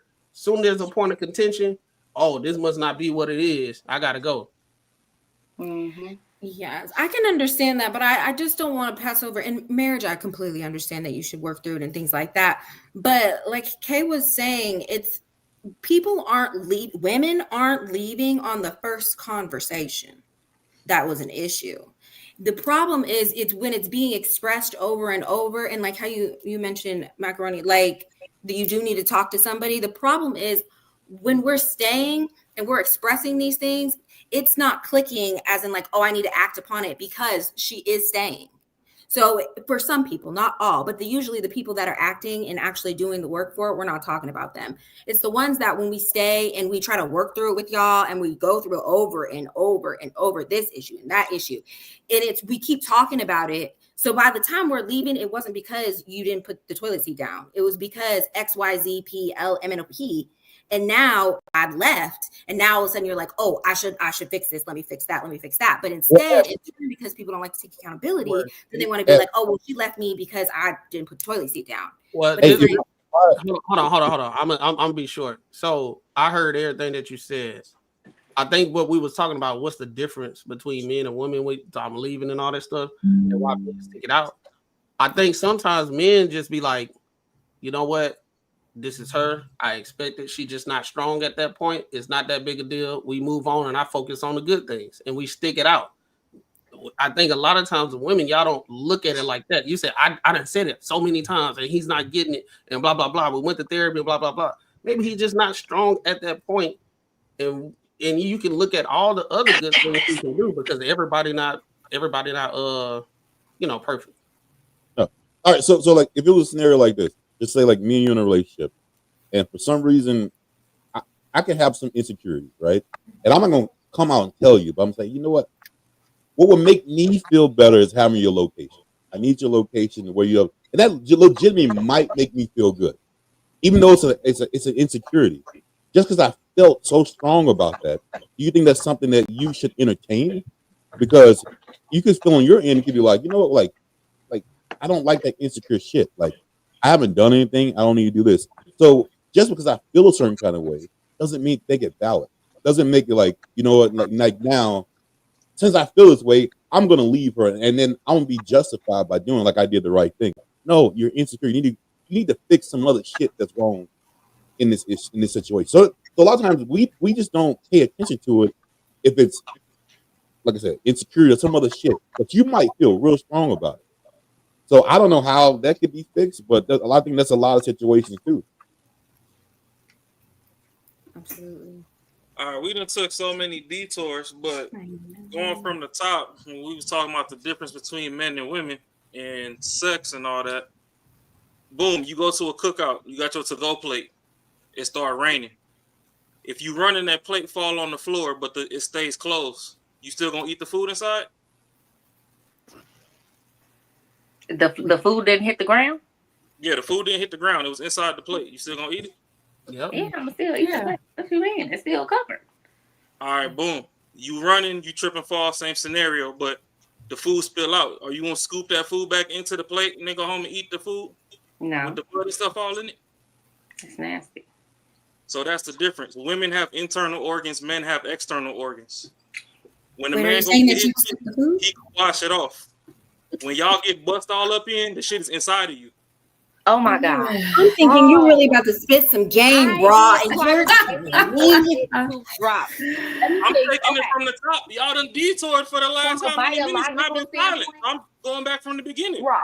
From a biological standpoint, cool. You can say that, right? But also, did you know no matter how much you wash your penis, if you stick it inside of a woman, it automatically changes her pH balance. If you then go and stick that same thing inside of someone else, and then bring it back to her, it can throw her off even more, give her BV. On top of that, let's not even talk about a spiritual level. Every person you sleep with, you are swapping energies and souls with them. So if they dealing with trauma, got demons on them, all type of stuff. You're bringing that home and putting that onto the next person. So you wonder why you walking around upset and stressed and got anxiety out the blue. It's because you're picking it up from the other people that you're sleeping with. That's why biblically, it's not even just about laying your body with another body. It's so much deeper than that. That's why I don't get the whole, yeah, you're a man, so, you know, I put my thing inside and the thing goes inside of you. What you don't realize is that we're still swapping many different things, and you're still harming the person that you're with when you decide to do that. If you're going to be negligent and decide to put your penis in everything that walks that allows you to, then you should do that on your own time and just be single, or be a man and have a conversation with that woman and tell her you want multiple partners, or just don't deal with her at all. You get what I'm saying? If you can't be real and upfront with her on that, and that's just on the whole cheating aspect. I feel that goes both ways. But the fact that you have a penis and I have a vagina, I honestly feel like that's not a good enough argument for you to be like, that's the reason why we're not equal. No, that's not okay. That's why society says that's okay for y'all. That's not okay overall. Yeah, but we still are affected. We were still talking about why men see it one way and women see it one way. Like, even at one point, I believe you were the one person who was like, oh, well, what if I just gave him some head? Either way, goes to nutted in your throat. I said, what if I just got head, not gave anything? Oh, okay, well. Yeah, it's the difference. But even then, shit, that motherfucker done spit Hennessy and Black and Miles all off in your shit. I don't want it no more. So. Spit Hennessy and Black and Miles. I think the situation is I think women just can't accept how men look at it, and vice versa. It's just that you don't accept how we look at it, and that's no. Hold on. Everything ain't gotta be a fight.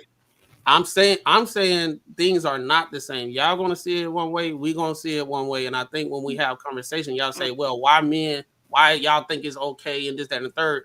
We're sitting here trying to tell you what process in our mind when we hear it and what we would want to deal with and everything.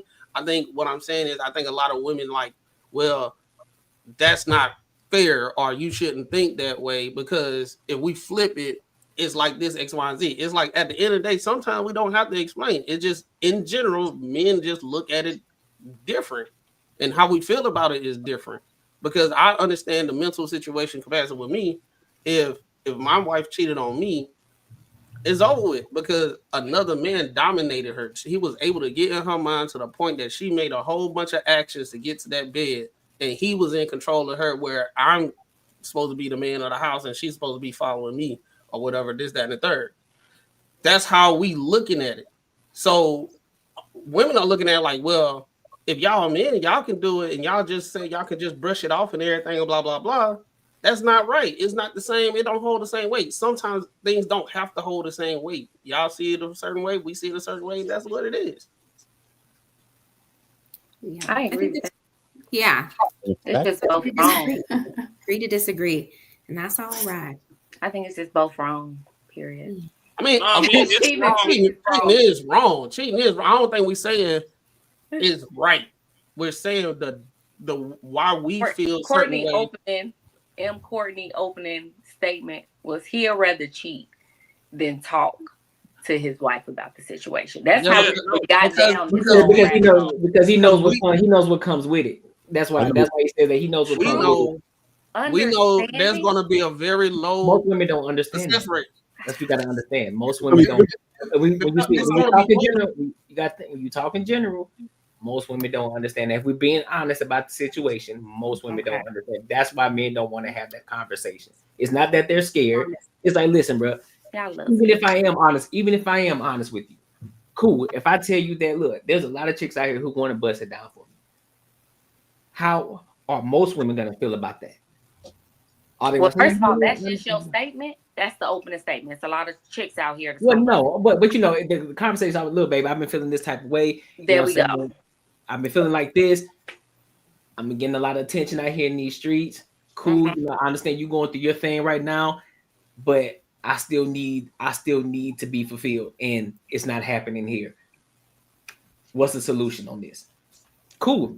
Now that sounds good right now. It sounds good, but in the moment, in that actual situation, in real life, most women are gonna have a bad reaction to that. Yeah. And they should.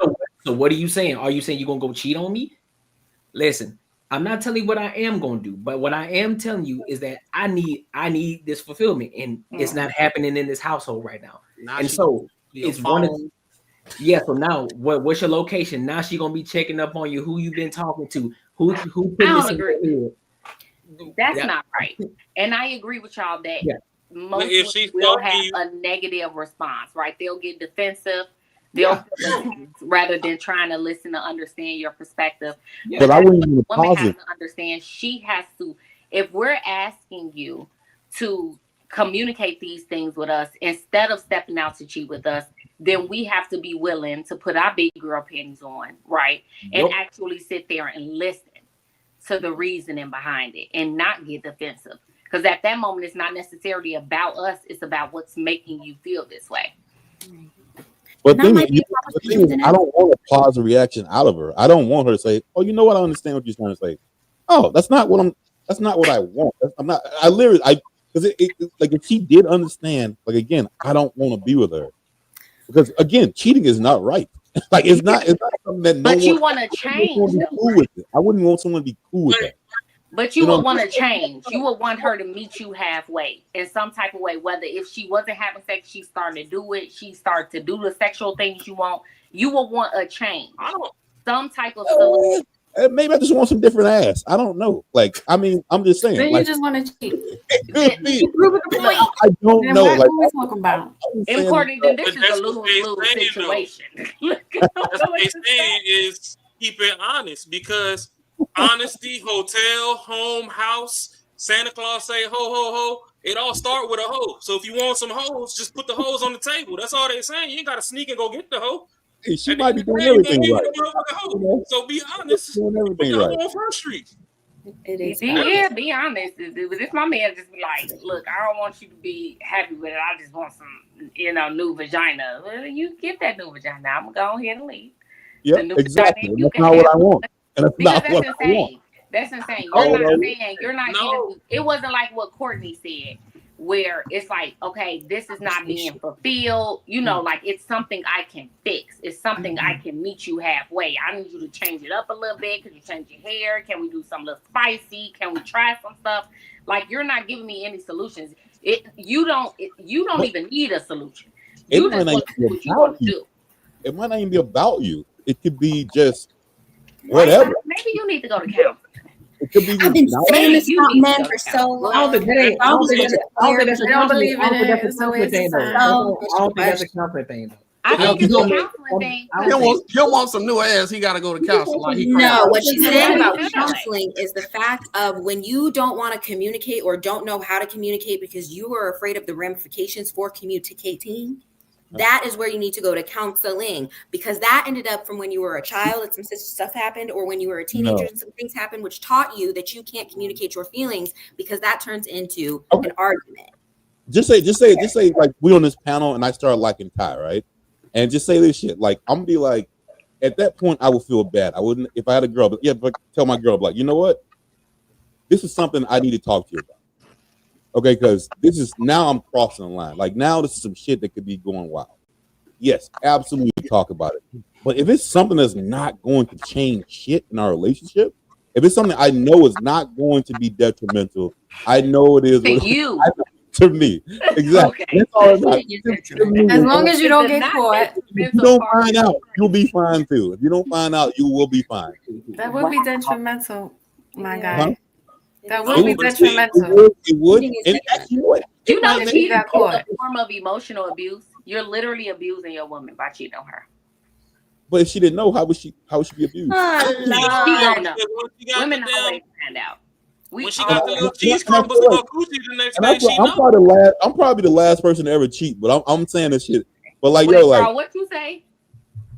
I said when she wake up and she go take a shower and she got them coochie crumbles falling out that motherfucker after you done came back home and hit her too, then she knows. She know for many different reasons, but that's if I gave the girl something over some other shit, I would feel like a it's big not old. even giving her something. Her pH balance is thrown off. the minute you start messing with somebody else. Like her body physically is getting thrown off because it's no longer you bringing extra pheromones and all type of stuff into you that you don't even know about. Like I said, like if it would just be a random thing, but you know, again, I don't think I would. It's not. Thank you. It wouldn't even happen. It wouldn't even happen. But in real life, I don't think it would really happen because I don't know. And Courtney, you're so dedicated to this. I feel like it happened because you live this life. You are all too familiar with it. He been thinking about it. Yeah. When I was younger, I was definitely doing it. So, like, I'm gonna tell you, like, for now, like, that's probably why I do think the way I think. But I know there's so many fucked up girls in this world. If you do decide to be with someone, here you go, bro, keep it what it is, man. Don't fuck it up. That's all I gotta say. Don't fuck it up. Yeah, it's so many messed up girls. You have a good one and you mess it up because you just want to jump out. That's crazy. Or it's your fault. You got a hella emotional one that mess around and she can't control her emotions from finding out you cheated on her and she try to kill you. Like it's so many bad situations that can happen from you playing in people's face and with their emotions. I just don't understand it. And y'all know we emotionally unstable. And y'all play these foolery games. Don't let them find out. Don't let them find out. Don't let them find out. Hey, delete that number. Don't keep the number in your phone. Delete it. If she don't find out, she don't block care. her number. You shouldn't even had a number if she fell on you. If she don't got the number, gone too far. Get that Obama phone, man. Look, I've been so locked in with my person that he'd do something and I had dreams about it. Same. Literally dreams. Face, honestly. And you can blink differently and I'll notice. You doing it. you on some and you know they like dreams don't do that. I'm like, okay. Then you wait a little bit and you find out what you dreamed about was true. Like our intuition be on a whole different level when we really locked in with somebody. Well, there we go. That intuition shit. Let me ask you real though. Let me ask you a question. Yeah, go ahead. You ever you look like a tire slasher. You ever slash some tires? I never slash tires. You look like a tire. Okay. She does like not. Why would you say that? You play with her emotions and all that stuff. It's going to be some ramifications coming in this. No, not. I'm grown. I was hearing y'all saying if y'all like to fight people. I've never slashed tires though, Tony. I've never done that. Right. I'm not that type of girl either. Yeah, bust a window, maybe. I've never busted a window. I'm not going to jail for anybody, especially a man I'm mad at. Tires. It's crazy work. I think like the worst thing I've done, I've drowned a car. And I don't mean literally like driving it into a lake. He had an Impala and you know the little small window. I can tell you it was broken out already. And I just put his holes in it and held it. And wet the hole into the car, messed up the electrical system. That's all. Oh boy. You said what, Kay? You wasn't saving yourself there. You might as well like tires, girl. I got some intuition too. I wasn't all the way that off. Never did that. Yeah. Hey, that man can't come into a wet ass car. Boy, I'll be pissed. He shouldn't have done what he did to me, but I was so young, y'all. I was like 20. I was so young. What do you do? I'm just saying, cheating with a shorty and I know her whole facts is crazy. It was, I need a backstory on the pussy before I dive in it. So if I cheat, you at least seen the bitch before. Because you at least seen her before. It's crazy. That's diabolical. That's even worse. It's even worse. Now they keep with the person you bring it to the house. I'm not getting burned. No, but you got this smiling up in that girl's face, and then you cheated. So you got your person looking crazy. That was one of the large things on with me. Like, tell me who you mess with around them, because I don't care. I'm not that type of girl to care. But if you have me out here looking stupid, oh my god, you're not gonna look stupid. Just because I don't know doesn't mean I'm not gonna look stupid, raw, because you telling us before it happened. That's what we saying. I don't know. Black men don't cheat. I ain't in them situations. So. All right, y'all. It's getting late. I'm finna get off. Ain't no more tonight. You gotta ask Marcus about that. I don't know about all that shit. I'm just saying. Marcus, you had 3 extra bitches with kids show up at the funeral, and you realized you had extended family. So insane. Then nobody's life was hurt. Everybody was taken care of. So I don't get this whole playing in the face and all this extra shit. Ain't nobody taking care of extra families nowadays. That was them men back in the day. These men can hardly take care of the families they got. The cost of living is high as well. That's because y'all overbearing now. Y'all want Birkin bags and shit. That's who want a Birkin bag? Y'all talking about these women we don't even know. And the everyday women in your tax go bracket. to Ross and get the bag that's marked for $20. Just saying, you over here complaining about girls that aren't even in your tax bracket. Birkin bag. First of all, them girls that bought the Birkin bags ain't even in the tax bracket. But it's all the broke bitches talking about they want to fucking play a man for his money. So let's make it make sense. I'm looking at them. I'm just saying. Remember, we not talking about each other on the panel. We not taking direct shots. We talking in general. I wasn't taking direct shots. No, I'm just saying the general consensus. All these bitches some women like that, but they be woofing themselves. Because they don't even know the man that they talking about. Ain't never seen them. And don't know the places to go to get them. It's just be noise. I think the problem is a lot of women suck doughboy dick and think that the motherfucking CEO supposed to give them the same fucking financial treatment that the doughboy did. I think a lot of it's just the CEO needs to reinvest his money to build a company. The doughboy just trying to get money off because if he get caught with it, he in trouble regardless. As long as he got his re-up, the rest of that shit, he trying to fucking get that shit out the way. I don't even. Your average man ain't out here cheating in line, man. Your average man ain't. Doughboys, absolutely ridiculous. Yeah, your average man ain't out here doing that. Yeah, you get, you know what I'm saying. You get a few of them that slip through the cracks. You know what I'm saying? Because they got a little bit of motion going, but hey, overall, most men ain't doing that shit. Everybody at work, bro. Most men ain't doing what? Cheating. Well, let me say, because cheating when you in a relationship, yeah, when you boyfriend girlfriend, that ain't cheating. You still single. We talking about when you married. In most men. Yeah, about to be on here. Yeah, I got to go. Yeah. Not his bedtime now. It's 12:22 where I am, and I got to get up in the morning. And this conversation is just crazy. Mm-hmm. So when women in relationships, are we single? When y'all ain't married, absolutely. Technically. It goes both ways. So you can go. Okay. No, I'm not doing Listen, I'm not saying what you can. I'm not saying what you can and cannot do. Listen, you can dive into it, but when you break it down to the technicality, yeah, you single. So you say no. If you choose, if you just choose to be with that one person during that time, while you technically single, hey, that's honestly you really can't be mad. Just saying. How do you pick a wife if you single till you married? Like at what point? You said, how do you pick a wife? Yeah, like how you even get to that right stage if you already single? You already know when you have a conversation with them. Well, I know most men do. They understand. The ones who got motion, they understand what a wife is and what ain't. Okay, but I'm saying, like, do you date her? Is she your girlfriend, or do you go from like, ooh, that conversation was so good, will you marry me? It'll take time.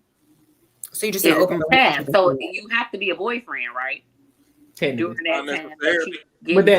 But again, yeah, you have to. But at the end of the day, guess what? She ain't my wife until she's actually married. So you don't gotta be in a relationship. So with that, so either way, no matter how you look at it, yeah, I'm like, yeah, this is my wife right here. But we ain't married yet, technically. So still stands. They listening too literal. They like you single. It's like it's like technically you are single, but paperwork. But y'all have an understanding agreement saying, hey, we are going to be together exclusively.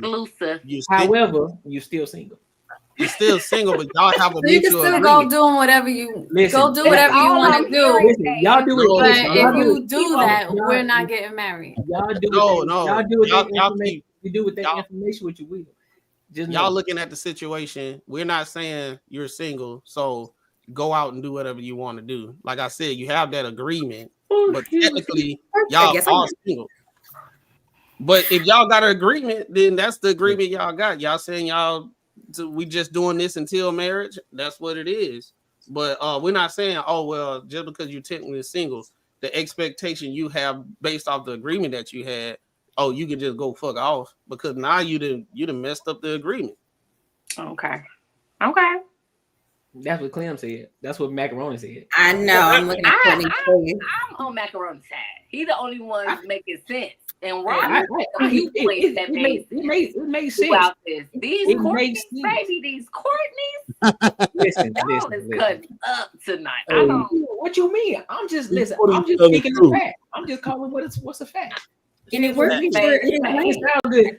Everything that's being said is everything that was said. It sounds good on paper, but when you break it down to the reality of it, yeah, you still single. That's what it is. You can say exclusivity all you want. You can say, well, yeah, I'm exclusive to you. Yeah, cool. But at the end of the day, still single until you marry. Now, when we marry, it's a whole different ball game. It's a whole different topic. It's a whole different conversation. It's a whole different thing. So, Courtney, are you married? I'm just trying to figure out, like, when do you stop? Like, when do you practice for marriage? Like, when do you practice for marriage, or you just jump in and hope everything goes well? Do you practice for marriage? Yeah, because my mindset is like you don't practice for marriage. You don't practice for marriage. As far as like practicing not cheating on the person, being loyal, compromise, things of that nature. You don't practice that before you get married? No, you just jump right in, huh?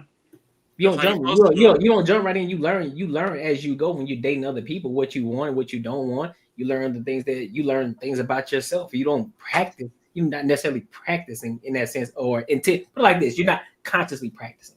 Put it like that. You're not consciously. Okay. You're not saying, "Yeah, I'm gonna practice on this woman here to learn how to be this type of husband." Sometimes you just fall into the role. Not even on that woman, like the woman that is your wife now. When you guys were dating, right? Even though you were technically single, were you not like positioning yourself to be a husband? No, because I was already that. You was just because of the foundation that was, put on me by my father and my parents before it. So I already knew what it was to be that. So I didn't necessarily have to practice. It was already instilled in me. So I knew what it was to be a husband versus, if I'm out here just, fucking around. That's what I'm saying. That's the vibe you were given. Like, I mean, yeah, of course. You're single in your relationship, so you're still fucking around. So I'm like, when does that stop? So that you can get that out of your system and get prepared for marriage. It ain't about what you get. It ain't about getting out your sense. It's about just finding the right person. I mean, you are who you are at the end of the day. So if you was raised with a backing and a foundation and everything, whoever you are, that's what it comes from. So for example, you probably got women, they say they wives, who finds a wife finds a good thing, but they misinterpret what that means. That means she was already raised to be a wife. She just not finna become a wife.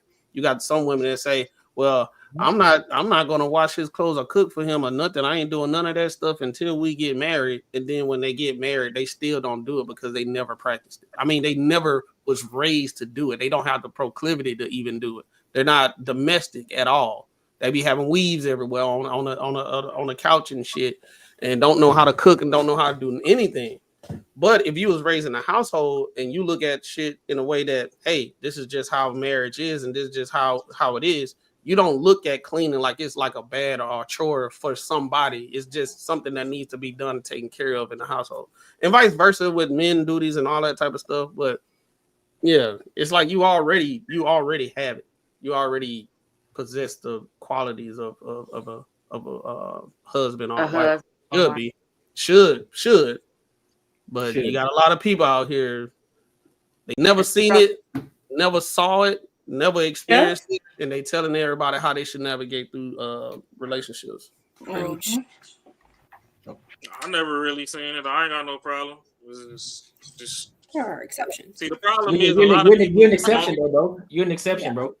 Absolutely. No, I get that, but a general problem with people is a lot of people want what I ain't gonna say they can't have, but what they shouldn't have. They don't want what's best for them. They want what look good. Mm-hmm. They don't stay in their lane. They overlook people. They overlook people that they should have been with. That's because they want what they want, not what they need. Honestly, if you got a best friend of the opposite sex, right off into the sunset. That's your person. Yep, that's your person. Motherfucker done already known everything. What else is there to know? It's a fucking mole on your coochie lip. Like, his right ball bigger than the left one. Like, shit, y'all need to just run off with this. Ain't too much more. Y'all best friends. Y'all done made it through the tough times. Y'all made it through the good times. Lock in. Y'all know personal stuff about each other. It's like motherfuckers be worried about semantics. Oh, he not 6 foot. Oh, she 5'11". It don't fucking matter. Y'all go through fucking hell and fire anyway. Y'all done fucking took a 3-month vacation, fucking go backpack through Europe. All of a sudden, y'all got beef at home. It's you now you don't trust him for a relationship, but you trust him to catch a 10-hour flight out the country and go through random ass places and hike and do all this extra shit. And they the person that's supposed to catch you when you jump off the diving board because you don't really know how to swim and blah blah blah. So you damn near trust them with your life, but you just don't trust them with a relationship. Yeah. Well, shit ain't supposed to be easy. Here's what it is. It's not supposed to be easy. It's not supposed to be like it is supposed to be easy. That's the problem. No, I don't think it should be. I don't think it needs to be easy. I think it needs to be. I don't think it needs to be hard. But when I say it doesn't need to be easy, it's not going to be like rainbows. It's not going to be like, oh my God, I love this girl to death. You know, I've been in relationships before to where I was like, I call it infatuation. I think that's the worst thing ever. Well, I think most people think that's love. To where I'm like, I'm at work and I'm like, oh, I want to talk to her. I want to do this. I want to do this. And I feel like if you're in that spot, then you're in the wrong spot, man. You're not supposed to be that. A man, at least on a man's side, you're not supposed to be like. Wait, I'm sorry, I missed it. You're not supposed to be wanting to talk to her and things? You're not supposed to be thinking about it all the time about your girl, all the time. So like where it's taking up a lot of your shit, where you can get something done because you, whatever it could be. But a lot of people like say that's love, and I don't think it is at all. And I'm not, like again, I have a different perspective on it. So that's why Common left Erykah Badu. He said he was in love with her, but he was just too obsessed. He couldn't get nothing done. He couldn't make music or anything. All he thought about was her. So he has that's not a way. That's not a way. You make the worst decision. Like you can't stand on ground if you are that obsessed with it. Like whatever they do, if that bad behavior, whatever, you can be okay with it. You can let it go. That's why you need to be with your best friend. Yeah, if you have one of those, yeah. I mean, yeah, probably. If you over there fucking all these bitches and she see you fucking 32 bitches, she probably don't want to be your best friend. As far as friends of opposite sex, so I mean, you might be blocking your blessings that way too. Yeah, could be. Like everybody keep looking for this perfect. Oh, shorty needs to be a 8 or a 9 or a 10, and she needs to do this. No, she don't. Like that's why everybody delaying the shit. And when they should have been married at 18 through 25, they not getting married till 40 and 50 and talking about, oh, I don't know why I wasted so much time in life. Like love ain't nothing but an extra fucking day job. Right. And that's another thing too. If I see a bitch that can't hold down a day job, she always switching jobs and got a lengthy ass resume and shit, then you not relationship material to me. I might knock it out the park. We can rent a couple hotel rooms, but I don't think we're gonna get much further than that. Because if you can't even commit to something that's helping you take care of you, how you gonna commit to me? She done had about think about that. She done had 10 places of employment doing cashier. That's it. That's all she got. Doing cashier is crazy. Okay. I just seen some girls like that, like till this day, still doing cashier. I gotta find me a cashier job, girl. But I mean, shit, because when you get married, if you do it in a court or in church, and you take vows and you use the traditional vows, it's pretty much a yin yang on everything. So it's through sickness and health, you know, rich, poor, whatever. If every time fucking something don't go your way, you quit, then I know you ain't finna stick with me. Well, this was lovely. This was, we had two more topics, but we derailed like a motherfucker. You hear me? Yeah. But it's all good. And that's the point. That's the point of the show. That's what it's supposed to have. We dive into different conversations, and you know that's what makes it so good. That's what makes it special. All right. So with that being said, until next time, make sure y'all here tomorrow because I will be live again tomorrow. Make sure y'all tap in with your boy. And until next time, man, I'll holler.